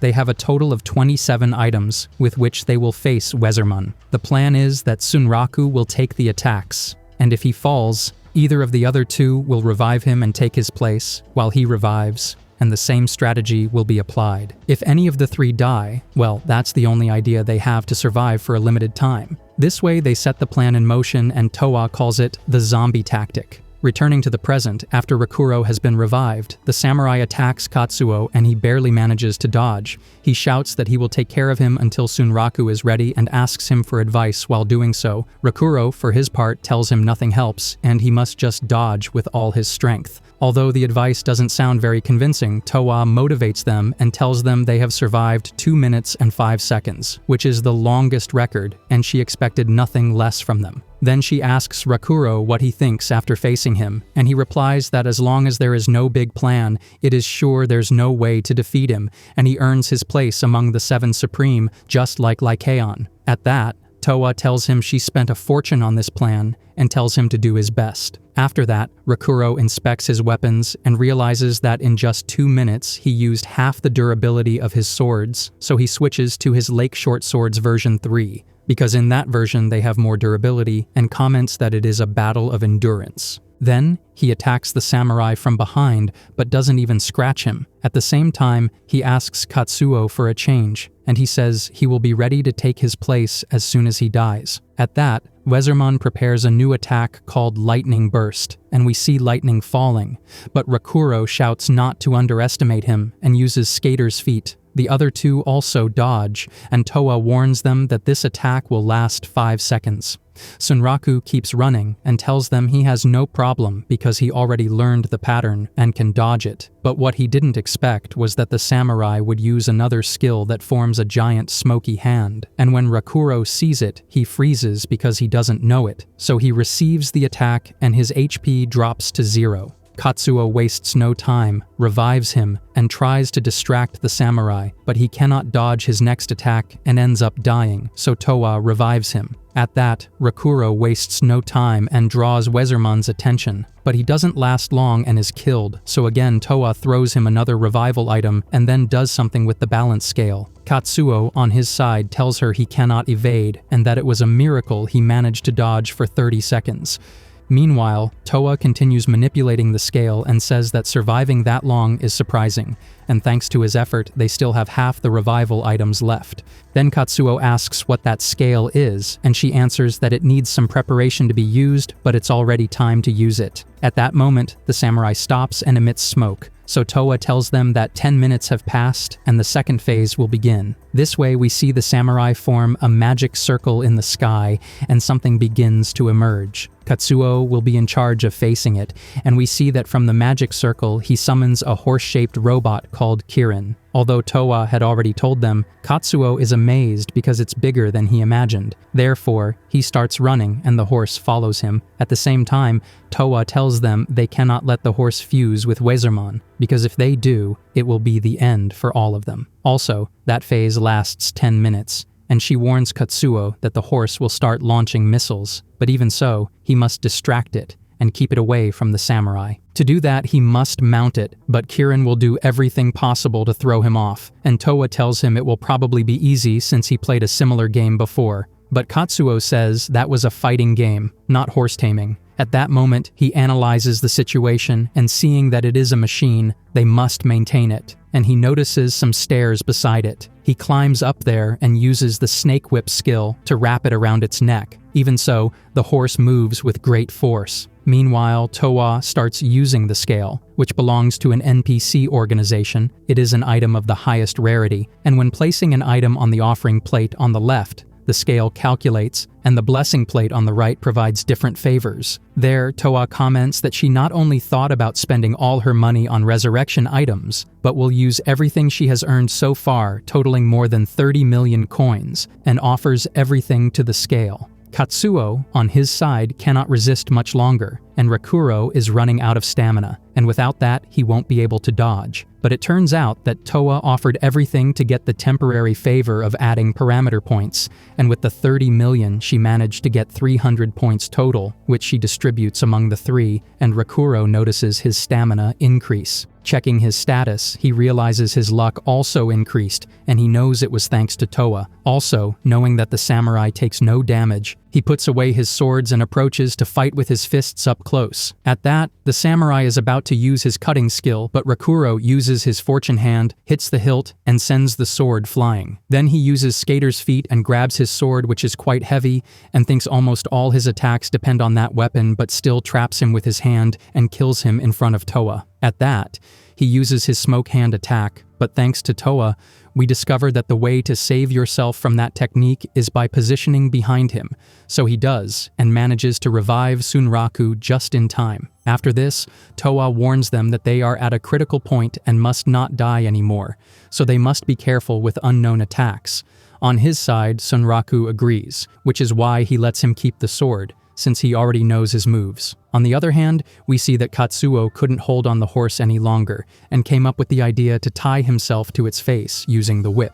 At that moment, the 10 minutes pass and both the mount and Wazerman stop, then the samurai falls to his knees and his armor begins to crack. There, Towa tells them that only once did she reach that point with her old clan, and that time they were annihilated with the first attack, because when his armor starts to crack, he lets out a roar that emits a shockwave, causing everyone's death. But this time, Towa has an ace up her sleeve, but she doesn't know if it will work and pulls out a bottle, saying that in that game, the lore and setting give the key to winning. And she used to think Wazerman was a cyborg with divine technology. However, Vash called him dead while alive, and with that, she realized he is an undead-type monster. So his weakness is holy water, and she throws the bottle containing it. which received the blessings of Saint Iristella, the patron of love, and we see the samurai start screaming. Thanks to this, the samurai couldn't perform his attack, and Towa celebrates that she managed to stop him. Then flames come out of his body and Rakuro jokes that he got angry because she threw holy water from the saint.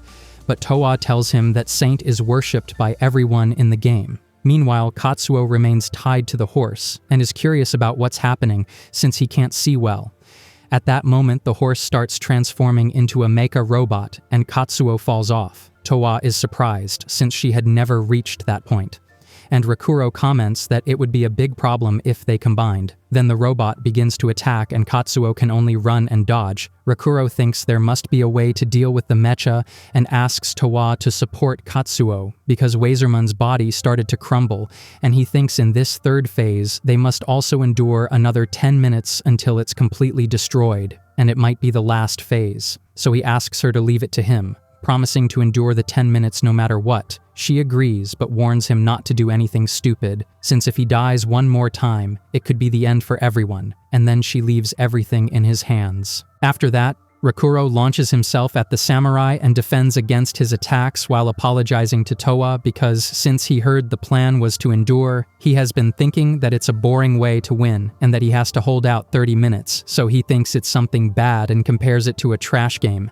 At that moment, he attacks and manages to break a small part of the helmet and comments that it's how he imagined when he saw the samurai's reaction to holy water, because now it's possible to hurt him. However, the samurai prepares to counterattack and Sunraku changes his headgear to one called Combat Helm with spikes. Thanks to that, he manages to block the sword with his new helmet, and while changing to his new Moonsteel swords, he boasts that he has practiced a lot to block with his new helmet, which is made with beetle materials, so he tells the samurai he will defeat him long before time runs out and blocks another attack with his helmet, which leaves his hands free to attack again and lands a critical hit. But then Wazerman counterattacks and Rakuro gets annoyed because he made a critical hit, but Wazerman doesn't even flinch and wonders if he is really causing damage. He's aware he's not on his level, but he spent a lot for this fight. Then he uses an art of Vorpal daggers, and while Wazerman attacks him, Rakuro's attack appears behind because he used a skill called Lunar Mirror, then dodges the next attack and takes advantage that the samurai's back is exposed to use an assassin's thrust and other skills that allow him to land several critical hits. Due to this, the samurai falls to his knees and starts laughing like crazy because he is taking revenge for all the times Rakuro killed him. Meanwhile, on Towa's side, she tells Katsuo they need to worry about how to stop the mecha. Katsuo barely dodges an explosion and says he already hit it several times, and it seems the damage does affect it normally, but Towa reminds him it's not necessary to risk so much since just holding out is enough,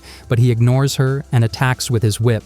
Thanks to that, he ends up dead and Towa revives him. Now the mecha is chasing her. Then Katsuo notices Towa left him an item that boosts the player's parameters for 15 minutes and gives statuses equivalent to level 99, but it has horrible penalties, because when she used them she had a really hard time. But if he wants a perfect score, he must be willing to take risks. That's why Katsuo interrupts her and notices he can't see colors well and also has trouble hearing, so he asks if those are the effects she mentioned. It's strange, but he expected worse. Towa says that's not the worst part, and that every 30 seconds he will lose a level. Katsuo yells that she should have told him earlier, but she says he didn't let her finish, and that she will raise her parameters with what she has left from the balance, and also takes one of the pills, saying she knows it's a game and not real, but since she found out what they're made of, she has a hard time swallowing them. Angry at what she did, Katsuo uses a skill to attack the robot and manages to make it stagger. Meanwhile, Towa uses a skill, but the robot attacks her with a ray she barely dodges, and we see she lost an arm, so she comments that beating it will be difficult even boosting parameters. Then Katsuo notices the abdomen part is thicker, so that's where the important components must be.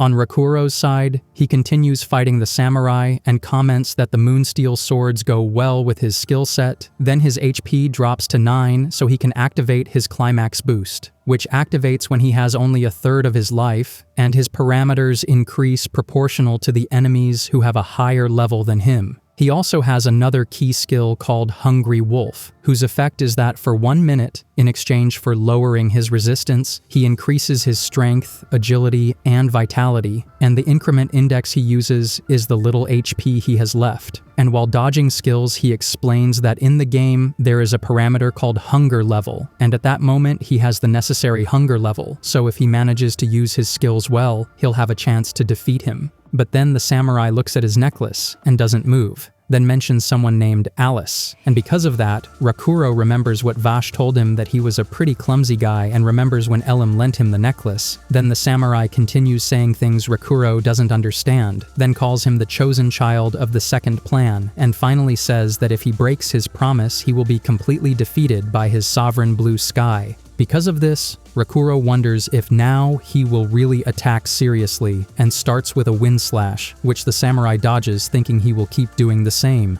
but then realizes he was wrong because the samurai starts combining all his attacks and doesn't give him a break. After that, he makes a new move called Pyroclastic Dragon, which Rakuro barely dodges, but then the dragon forms a black cloud and Wazerman uses Ash Blizzard, so 3 flame dragons along with the blizzard attack him, and he has no choice but to escape and start searching his inventory, but the samurai is waiting for him. Then he says that the sovereign blue sky is his sacrifice offering, immobilizes him, and Rakuro realizes this technique is different from the others, and all he can do is block it. The samurai uses his skill, and Rakuro tries to block it with his helmet, but it breaks and pierces through him. The hit was so strong the others felt it, and it even destroyed his hip gear, but Rakuro doesn't even know what happened. And then Katsuo tries to revive him, but Towa stops him because she realizes he hasn't given up, since he threw a resurrection tear jewel before being cut, and comments that he won't be able to defeat him with just that attack. On the other hand, we see that Towa comes up with a plan to destroy the Meika's abdomen, but at that moment we see Rakuro throw a resurrection tear jewel, and he calls that move auto-regeneration.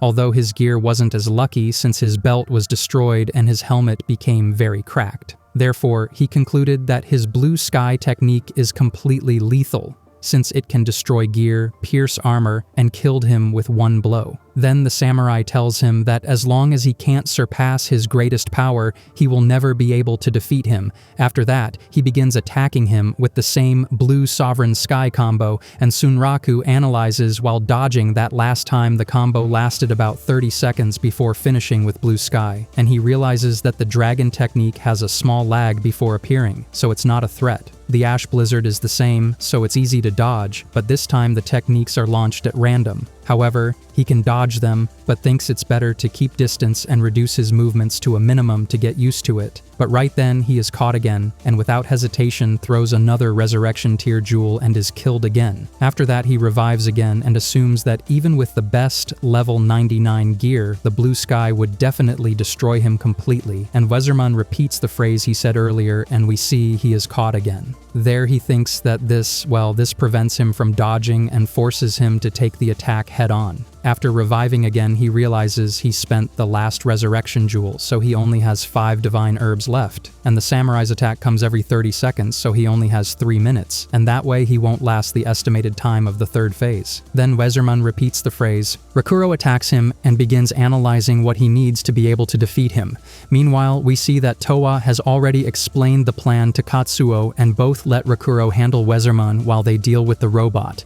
Then Katsuo tells her that the plan to destroy the armor and meet the right conditions is going to be difficult, but he knows that being a pro gamer, they can achieve it. And upon hearing that, Towa stabs herself, and her HP reaches 0. This surprises Katsuo, and after reviving her, he asks what she's doing, and she says that being a professional with the spear, she can't fight without an arm, so she did that to regenerate. But Katsuo complains that she didn't give him any signal. After that, Towa launches an attack on the robot's weak point, and when the robot is about to counterattack, Katsuo grabs it with his whip, and since his stats are higher, the robot can no longer lift him, and he can use 2 whips, which makes it lose balance. After that, Towa launches a rain of attacks while he continues controlling it so it can't get up. Then Towa notices her weapon loses durability due to the robot's hardness, so she changes spears and thinks that especially the abdomen area is the hardest of all. Therefore, she asks Katsuo to turn it around and attacks it with a skill called Sunlight Spear, and manages to break the metal shell, but loses her weapon. Then the robot starts firing rays and they have to run from it, but then they imagine Rakuro mocking them for not being able to handle a simple robot and decide it's time to hunt him.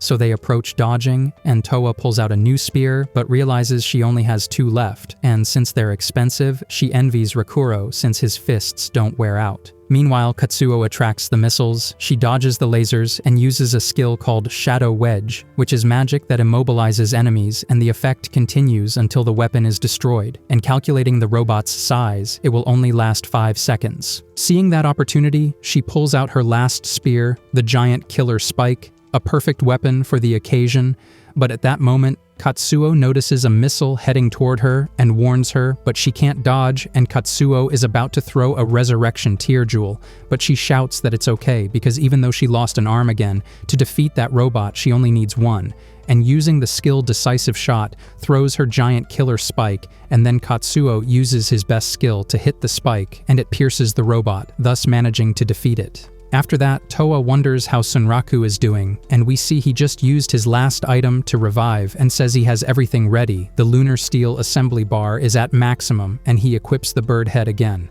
He also says that in the next 30 seconds he can surpass him, dodges all his techniques and calculates the moment to do Blue Sky, since the key to defeating him lies in his swords, which he combines to form the twin lunar bow. So, the lower his stats are compared to the enemy, the special effect will increase critical hit damage. At that moment, Rakuro is immobilized and thinks that this is the most suitable weapon to repel, because with a critical with a high block rate, combining climax boost and then hungry at the same time, agility will increase, and that will be the state to receive the most powerful technique. But a message appears saying that the climax boost ability cannot activate because he has more than 10 HP points, and he realizes he messed everything up.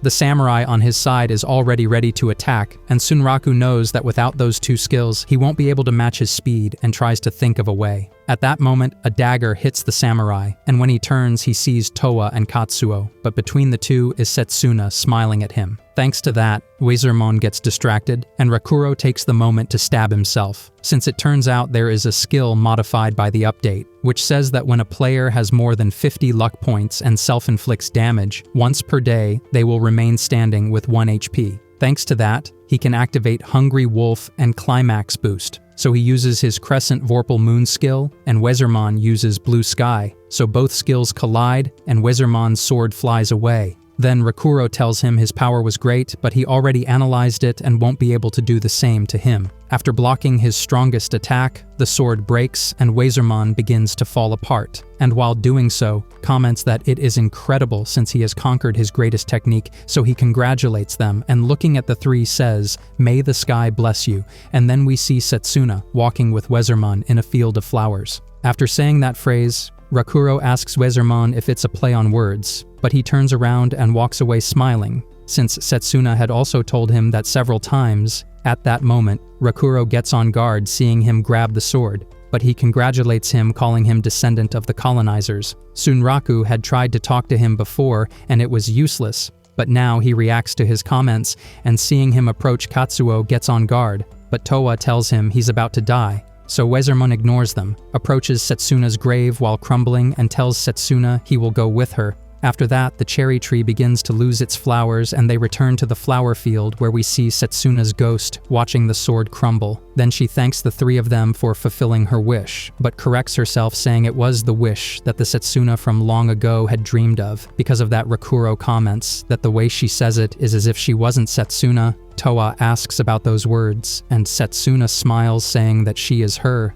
but not the real Setsuna who died that day. It turns out she is a vestige of hers, created by wishes, which asked that her beloved no longer be bound by the death of his beloved, and recreated her in his image and likeness like a photograph. Because of this, Rakuro understands that they took her form because of the wishes of the real Setsuna. In other words, they copied her, and now he understands why they called her Setsuna of the Lost Days. After this, the girl says that once her role is finished, she will disappear, and Towa asks her to wait, but she tells him not to be sad, since she already knew that would happen from the moment the world answered her wish. She also tells them that they are pioneers, and the descendants of the second plan will colonize the world, and if they want to know their own roots and the truth of the world, they should seek Bahamut. But Towa tells them that there is supposedly no monster called Bahamut in Shangri-La, and asks Setsuna what she means. But she answers that they should look for him, and find him themselves, because it's part of their process of making their way to the future. And before disappearing,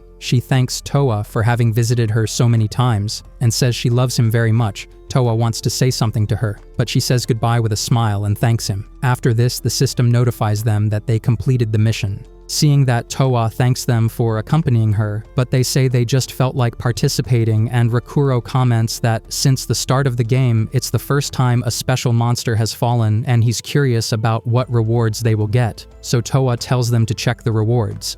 But at that moment, a bell rings with an announcement to all players, saying the defeat of the special monster Wazerman, the guardian of the tomb, is confirmed. They say their names, and that they are 3 excellent players. Also that after Wazerman's defeat, the story of the world of Shangri-La has advanced.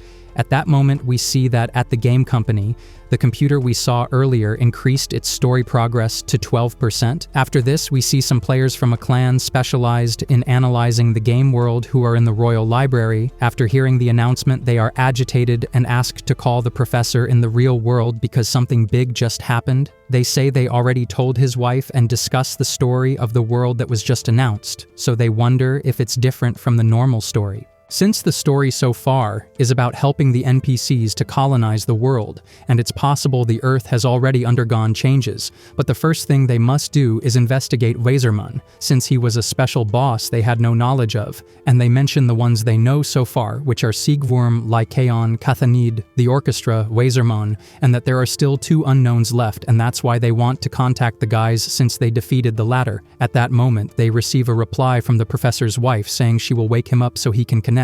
Meanwhile, the leader of the Schwarz-Wolf clan, Siger 100, gathers her clan members and comments that those 3 got ahead of them in defeating one of the special monsters and they will lose respect as the best clan. They also recognize Toa as a member of Ashura Kai and now understand why they didn't see her in the attack since she was fighting Wazerman, so the leader deduces that she betrayed them by going after Wazerman. Regarding Sunraku, they recognize him as the player involved with Lyan, so Rei wonders if Toa and Sunraku will be more than friends, and at that moment they receive a notification for a trip to the new continent, but the leader says some players, including herself, will stay because she's interested in the guys, especially Rakuro since he's a novice who defeated a special boss, so they must contact them at all costs, and she might even offer a reward. Then they notice Siger 0 is no longer there since she said a friend was in trouble and left. In a scene change, the guys leave the flower field and Ashura Kai members are waiting to take revenge on Toa for betraying them, so they attack assuming they are tired from the fight against Wazerman and plan to steal their reward. But a magic circle appears and we learn that one of the measures against PKs is the SOS signal, which can be sent to a friend when encountering PKs, and if the friend who receives the signal has the ability to teleport for friend rescue, they can be summoned to the location, and at that moment, Siger 0 appears. Upon seeing her, the PKs get scared, and Rakuro apologizes for the trouble, but inside she's happy he called her. She gives the PKs the chance to escape and spares their lives, but they say they are fed up with being underestimated and mocked and launch an attack, but she easily defeats them. After this, Toa finishes eliminating them and all their items go to his position, and Rakuro thanks Siger 0, but she says it's not necessary and congratulates him for defeating Wazerman. After this, she doesn't know how to say that he no longer needs her and stares at him, causing Rei to blush. Then Toa asks Siger 0 to kill her too, because she's tired of being a PK and wants to atone for her crimes. But she wants to have fun first, so she challenges Rei to a duel since she's wanted to seriously fight her for a while. Rei accepts and draws a sword called Satan, which is the Demon King's sword, and her armor also changes to black. Since her sister had told her about it and she planned to fight seriously, she activates a lot of reinforcement magic while Toa uses Orcelot's sword and the duel begins. Toa feints and tries to attack from behind, but Rei blocks it. And not only that, she makes her weapon stick to the armor, so she takes advantage to attack, but only manages to cut off the arm holding the sword. Toa recovers the arm, and when their swords clash, she says she won't dishonor Setsuna's memory by letting herself be defeated so easily. Therefore, Rei says if that's the case, she'll use her best technique, repels her attack, and uses her Chaos Abyss skill, creating an explosive wave. After this, we see that Rei won the fight. Thanks to that, the kids are shocked and start picking up the items she left. She helps them, and then they transfer them. After this, she thanks him and nervously asks Rakuro what his relationship with Towa is, and he answers that she is a friend from the video games. Thanks to that, Rei feels relieved and then begins to glow, as the SOS call time has run out before she leaves. Rakuro thanks her for saving them and tells her that one day he will return the favor, and she tells him that if that is the case, she hopes one day they can go on adventures together, but she leaves without finishing the sentence. Then they realize she left the dark sword, and Rakuro thinks it is because it is stained with innocent blood, and although it scares him a little, he keeps it for the moment. Later, we see them returning to the city to save the game. Upon arriving at the inn, he finds Elim, who hugs him crying because she was worried. He returns her the necklace and thanks her because it helped him defeat Wazerman. Meanwhile, on the other side at the Utopia Company arrives Sakai Tsukuyogi, the general manager of public relations. There, they inform him that everything is chaos because they defeated Wazerman, but he expected it, since in the order they had planned, the first to be defeated should have been Kthanid, and Wazerman was halfway or even last in order. Then the elevator arrives and we meet Ritsu Amachi, who is the executive producer of the game. We also meet Tsukuyo, the founder of Utopia and the creative administrator of the game. Once they meet, Ritsu blames her for them defeating Wazerman, and she said they would defeat him in 10 years, but they did not expect them to use the reward balance. However, they cannot complain about their victory since they did not use cheats. But Tsukuyo tells Ritsu that it is her fault since she asked to make Wazerman weaker and tells her to admit her fault. But she does not, and instead says that with the initial parameters, no one could have defeated him. But she responds that Wazerman had to be like that since he is the most powerful hero of the era of the gods, and was defeated by the stupid balance of the game, and the story she created with so much effort is falling apart. Then they continue arguing about senseless nonsense, and even Sakai ends up getting hit trying to stop them. Meanwhile, we see that the cause of all this disorder, that is, Rakuro, is sleeping very peacefully at home. And on the other hand, Rei cannot sleep from the excitement of having helped him. The next day, Rakuro removes the Do Not Disturb sign and returns to the game to check the reward. Upon entering, he finds Elim still crying, and she tells him that his father wants to see him. Vash asks him to tell how the battle against the samurai was, and he answers that he was very powerful, so much so that all the monsters he faced before were nothing compared to him.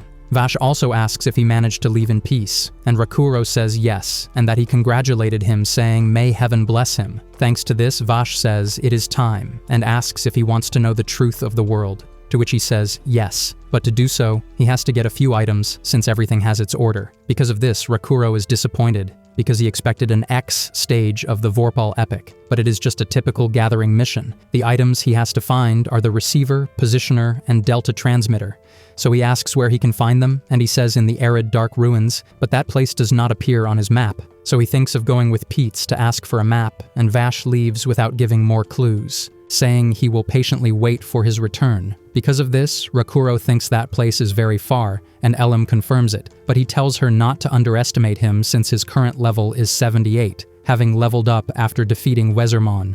Thanks to that, he has new abilities, and not only that, he was also given several items. One of them, and the most important apparently, is the Blue Sky Skill Book, which contains a set of memories of the celestial swordsmanship skills left by Wazerman, but to be able to see it, he needs a divine device to decipher its content. And thanks to that, he is excited because he has the opportunity to learn Wazerman's techniques. The last item is an inventory key, which is an accessory available only to a handful of divines, and says that even if another player defeats him while using it, he will not lose that accessory nor the items stored in the inventory. It also grants access to an extended space and synchronizes with the user's biometric information to become part of him. Because of this, he wonders if it is like an infinite warehouse. So he equips it and teleports to another dimension. There he is surprised to see what is stored inside and wonders what all that is. On the other hand, in the flower field, we see Towa leaving flowers for Setsuna. She tells her she ran out of money and could only get those flowers that bear her name.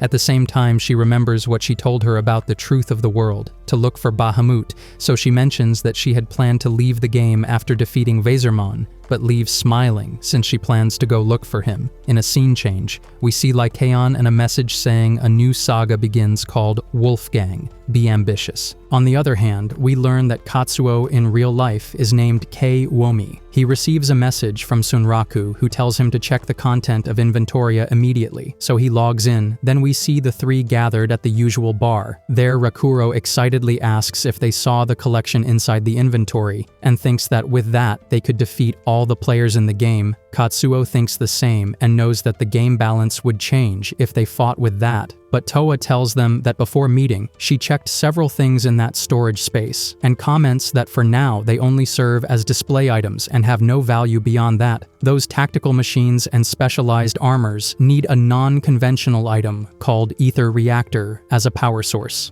And she has never heard of that item, so they have no idea where to get it. At that moment, Katsuo takes out an object and says he has an ether reactor, so they ask him where he got it, and he replies that it was when they fought Wazerman's horse, and they gave it to him as a reward. But not everything is good, because he says the reactor is damaged. He tried to go to the smiths to repair it, but they threw him out when they saw it and told him they couldn't repair a strange artifact they didn't know. Towa comments that it is a tool from the era of the divines and they need a special smith, and in the end they ran out of clues. Then Rakuro says he knows someone who could repair it, although he's not sure if they can. Also, since it's from his special scenario, it would be complicated to bring them, so he asks Katsuo to give him the item. He agrees on the condition that Rakuro tells him the conditions to access the special scenario he hides. Towa, on her side, thinks that information about those special things has a very high value in the game, so it won't be easy to share it with him, and even less without a benefit. Then Rakuro tells her that the conditions were not clearly shown on the screen, so he can only describe the circumstances, and both are surprised because he's going to tell them, and he says he actually didn't want to, but someone has to give in, and he starts his explanation. It turns out that when he was level 20, he randomly met Lyan, faced him for 5 minutes without taking damage, and gave him several critical hits with Vorpal weapons, and that's how it happened.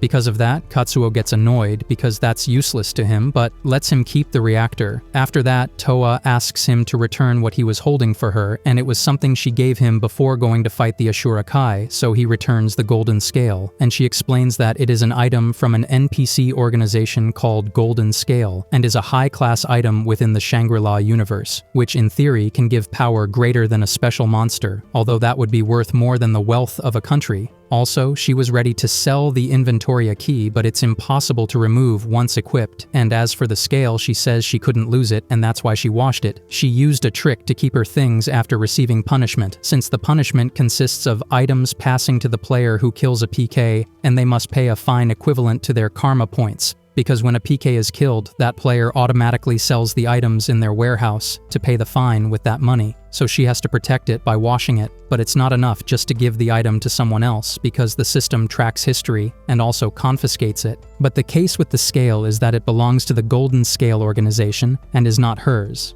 Yet she could recover some things, so she tells the scale to take the past and returns compensation for the offering. Then 2 items appear, which were her reward for defeating Wazerman. Apparently each of them got a different item, and in her case it was the Past Prayers brooch, and the same tome given to Rakuro. Then Towa offered both items to the scale, so the rights of both passed to the scale, and that's why they couldn't be confiscated. Also, she only had to pay with her past in the form of 40 levels. But she doesn't mind as long as she can keep that brooch. She also left her main weapon as collateral when taking the scale, and it became the property of the Golden Scale, so it's safe too. Towa's fine was a total of 500 million, and thanks to the battle against Wazerman, she discovered that special monsters are worth a lot of money, so she has a proposal and tells them to form a clan. After that, they play rock, paper, scissors, and Towa loses, so she will be the guild leader. As the guild leader, the first task is to choose the clan name, and after thinking about several, they choose the Wolf Band. And when they are about to choose the emblem, a player enters who is surprised because the bar is practically empty and tells the 3 that he is looking for the trio announced recently about Wazerman's defeat, and seeing their IDs, he realizes they are them, so they run away. Then Katsuo says it was a good time to end the meeting anyway, since he has to recover the levels he lost in battle. Towa will return the scale and recover her weapon, and Rakuro will take care of the reactor matter. The player decides to follow Sunraku, and he enters an alley and tells Elim to open the portal. But before entering, he remembers he didn't return the sword to Towa and says he will do it later. Then we see the other player thinks he has him trapped, but when he arrives at the alley, realizes he's not there. After that, we see Rakuro goes to the skill garden because Vash is not there and no one has seen him since he met with him. So he goes to Elki and she offers him a secret skill, but he says he he has no money. Then he goes to Belak and she says she can't do anything with the reactor and only a wise craftsman can. And besides her father, she doesn't know anyone who can fix it. He thinks there's nothing to do and will focus on developing his skills first. But he gets an idea and tells Belak that if there is no smith, wise craftsman, then they have to train one. And she replies that he's underestimating her profession because it's not something easy to achieve. But Rakuro says someday he'll have to go through it, and that day is now. He is sure he will succeed and he will help however he can. Thanks to this, Belak accepts his proposal, so Sunraku and Elam get excited and start their training plan. After this, we learn that to become a wise artisan, 2 things are needed. The first is an antiquity from the era of the divine, a legacy weapon, and the second is a magical power rabbit unit. But neither of the 2 is easy to obtain. At that moment, Rakuro thinks he has a legacy weapon, so he teleports to Inventoria and then returns with Wazerman's sword. Thanks to that, Belak is surprised, and he tells her he earned it when he defeated Wazerman. While Belak inspects the sword, she notices it is called Herald, and that it is indeed a legacy weapon, but Rakuro tells her it is not functional because it needs the ether reactor repaired first. After that, the rabbit takes her hammer and tells him that to become a wise artisan, an active weapon is needed with the purpose of learning the techniques of the divine. But really, it is enough that it has intact parts to understand how it works, and if it is in perfect condition, without complaints. So she says it is time to disassemble it, but Rakuro stops her and explains that his companions must give permission for her to disassemble it, since it was stored in the Inventoria space, and that space is shared by the 3, so everything kept there is shared, and all 3 have ownership rights over those items. Because of this, Belak becomes discouraged and suggests they look for the magical power control unit. Then she pulls out a map and says that according to her father, it is found along the path of past glories. To her surprise, the map also marks the location of the arid dark ruins, the place where she must get items for Vash, so she plans to go immediately.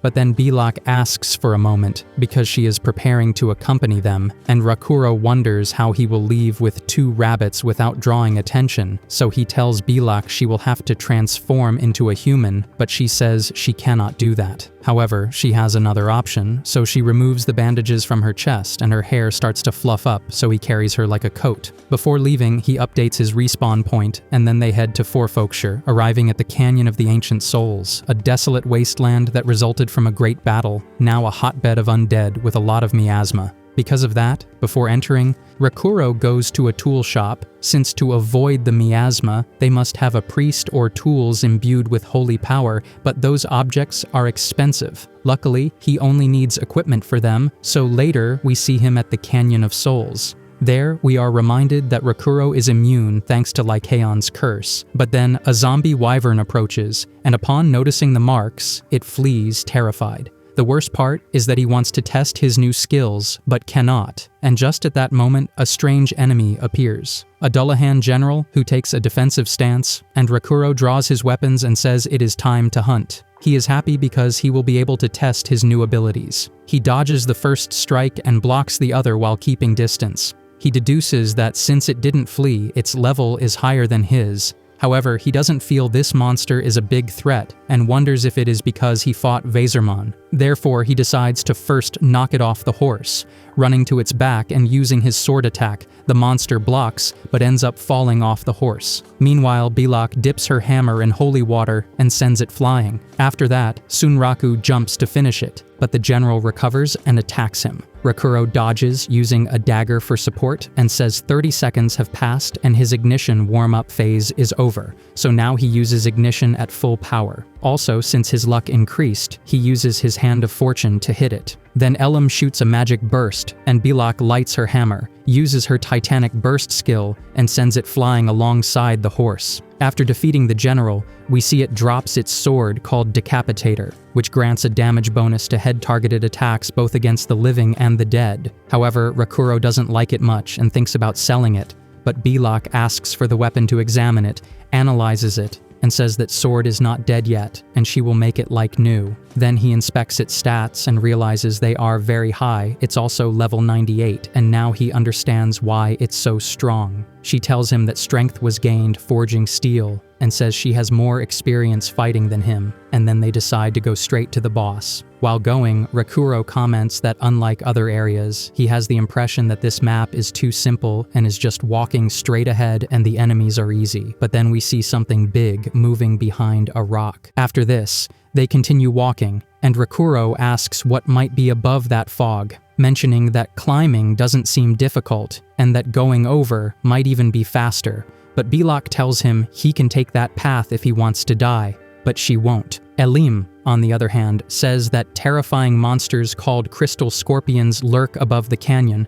Belak says even she can't handle them because they attack in packs, and encountering them would mean the end. Because of this, Rakuro is amazed, since it means they are monsters above level 100, and wonders if it's a shortcut for those desperate to get stronger, and then he notices a shadow. He thinks it was his imagination, but upon hearing this, the rabbits get worried and tell him to keep going. He does so, but keeps thinking about the scorpions and mentions he will go after them someday. They continue until they reach a place with denser miasma and assume the boss is there, but they don't see it and wonder if someone has beaten them to it or if they have to fight inside, so they decide to enter. There they find the area boss, a singing lich. Seeing it, Rakuro assumes it's some kind of wizard skeleton and lunges before it can start chanting curses, but Belak tells him to wait, though he doesn't listen and strikes. But his blow passes through without harm. Belak hits it and says physical attacks don't work without the sacred element, and he worries since he has nothing that grants that element.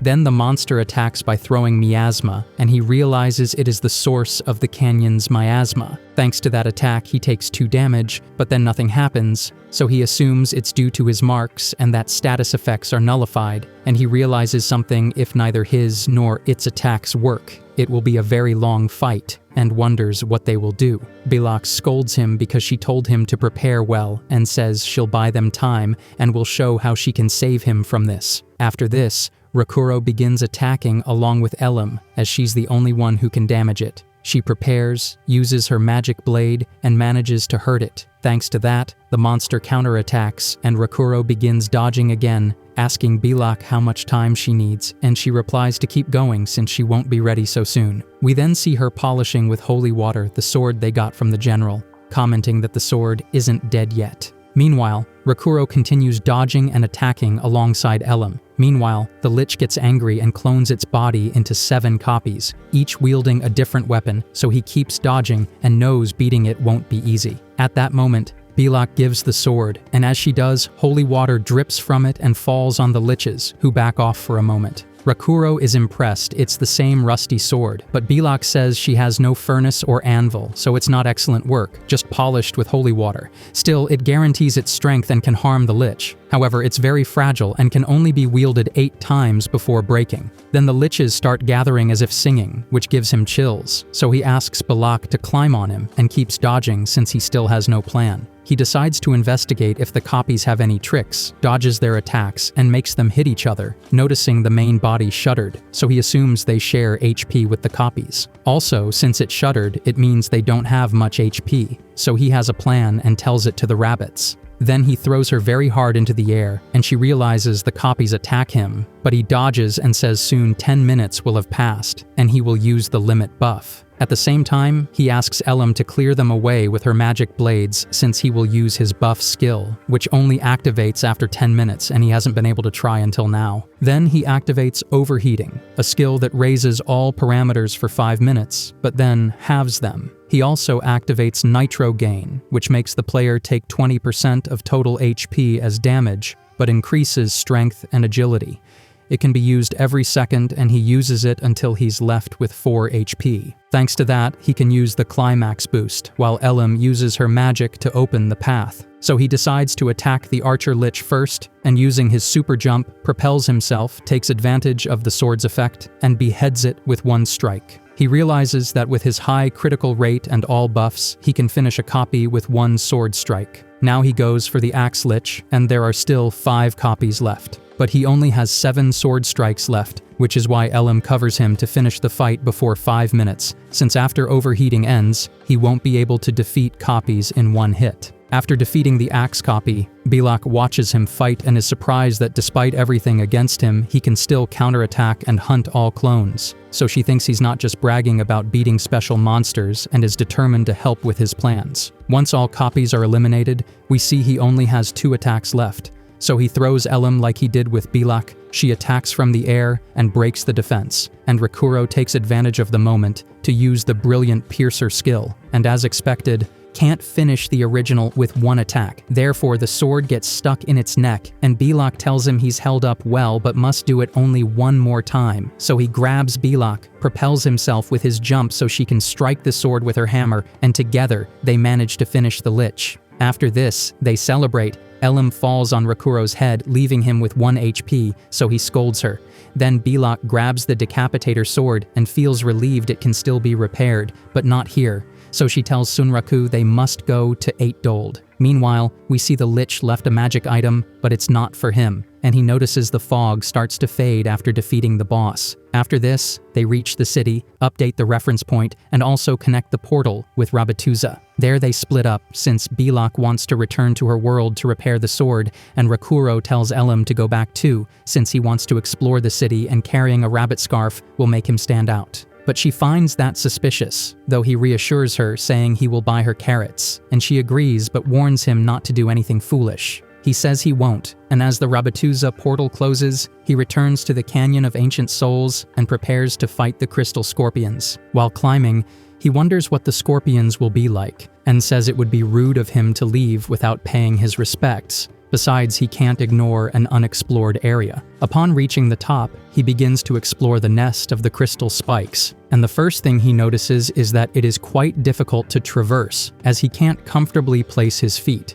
At the same time, he wonders what kind of monsters the crystal scorpions are. And at that moment, one appears behind him, but thanks to his reflexes, he dodges it and realizes it is the type of monster that camouflages with the environment. He keeps attacking it, and Rakuro dodges as best he can, shouting at it, asking if it only knows how to throw itself around wildly. Still, he thinks it just wanted to get to know him, since he doesn't believe it can defeat him at his current level. So his mission will be to take a quick look around and gather any rare materials he sees. But just then more scorpions appear and surround him. There he remembers what Belak told him, and seeing the situation he's in, he realizes it will be his end. On the other hand, we see Elim bored, wondering when Rakuro will return. Just at that moment, he appears angry from losing, and asks Elim to open the portal again, and upon realizing he went to fight the scorpions, she scolds him because they warned him it was dangerous, but Sunraku gives her a carrot and she calms down. After this, she opens the portal and he returns to the scorpions, but this time tries to be stealthy, since he saw something that caught his attention and finds it. So he plans to take a sample of the material, assuming it is valuable since it can only be obtained in that area. Then he takes out a pickaxe, and when he goes to strike the first blow, it makes noise and the scorpions appear, but he does not intend to give up, so he activates all his buffs to try to gather some. But then we see he appears again where Elim is, who is surprised because he returned very quickly. Rakuro, on his side, can't believe they are so strong and fast, besides having the numerical advantage and camouflaging with the environment, and Elim tells him they warned him, but he shows her the material he got, which is a hard lapis from Aronkaleth, containing very dense magical power, and its bright blue tones evoke memories of the earth. Sunraku doesn't know what it's for, but thinks it must have high value, and says he'll check it later on the strategy page. Then he rests, and while doing so, thinks that the scorpions' bodies could drop a good item, and plans to return to check. So he goes back to the place, and this time provokes the scorpions, but when surrounded and attacked, he jumps, and they hurt each other, then wait for him to fall to finish him off. But he teleports to Inventoria, and the scorpions are left confused. Thanks to this, Rakuro laughs because his plan worked, and it came to him from seeing Elim using an item, as he thought of using Inventoria as if he were an item or weapon to create a safe area anytime, and depending on how he uses it, he realizes Inventoria could be an invincible object. He waits a moment, and when he leaves, he finds many items. And there he realizes it's as he thought. The scorpions left, so he picks everything up and now has materials from super powerful monsters, then repeats it a few more times to surprise Belak with those materials. However, there is a weight limit that the player can carry, and exceeding it affects mobility. But thanks to Inventoria's storage space, that does not apply to him. So taking advantage of that, he can obtain many materials. After a while, he realizes his MP is almost gone and he can only use Inventoria one more time. At that moment, he notices he hasn't collected any stingers yet and can't leave without taking the scorpion's most important part, so he assumes it must be the hardest part and won't fall easily, meaning the stinger is an item of the highest rarity and that forces him to get it no matter the cost. But achieving it won't be easy, so he swears by his title as champion of trash games that he will get it, activates all his buffs and attacks several times. But it doesn't hurt. Then he appears among the other scorpions and decides to use them as he plans to guide their attack to hit a stinger, manages to land on one and attracts the attacks of the others, and at the last second teleports to Inventoria, but this time doesn't wait and returns quickly. Seeing that a crack formed, he attacks and manages to break it, but the item moves too far away and he can't catch it, so it falls among the scorpions and they kill it. After this, he reappears crying and tells Elam that the stinger isn't indestructible and it's possible to get it, so at least he knows that. Also, he was very close to getting it, but luck didn't help, so he's fed up and doesn't want to see scorpions for a while. Seeing him like that, Elam says he has lost his mind, but he tells her there's only one thing that can calm him, so he will go with Bilak and show off his materials, so she congratulates him and understands how extraordinary he is, also asking Elam to accompany him. In a scene change, we see Bilak get excited upon seeing the materials Rakuro brought her,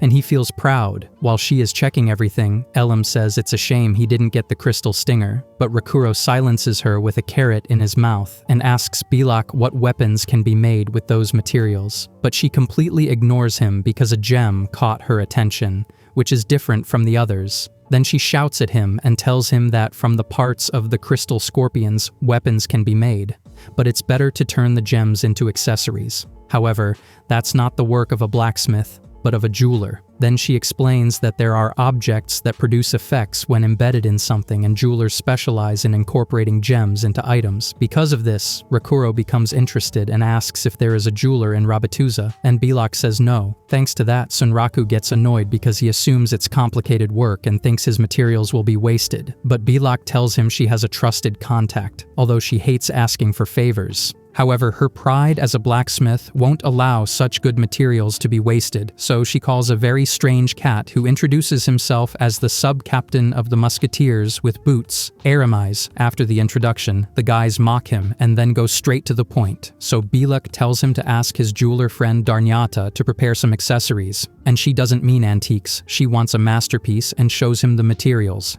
At the same time, Elam says those materials were obtained by Sunraku, so Aramis looks at him and is surprised he has a human body with a bird's head, but Rakuro clarifies he is human, but Bilak mentions he's not a normal human as he has the recognition of Lycaon, defeated the Tomb Guardian, and is her father's disciple. Because of this, the cat apologizes and attacks him by surprise. Rakuro dodges, so he puts away his weapon and says, "It's true, not a lie." And because of that, Bilak starts beating him to make him respect her smithy. After this, the cat tells him they will use all the jewels and says goodbye, guaranteeing that he will receive all the accessories. Kissing Bilak's hand, she wants to hit him with a hammer, but he jumps and teleports away. After this, Rakuro asks how they met, and she says she only forged him a weapon, and Elam says he's much stronger than he appears, but Sunraku knows that because he didn't use all his strength in the attack. Also, Bilak says if they talk about combat skill, Aramis would beat her without hesitation. Because of this, Rakuro has many questions about that new race, but for now plans to sleep, and when he returns, he will continue searching for the magic power management unit to turn Bilak into a wise craftsman. The next day, he reconnects to continue his path to the ruins,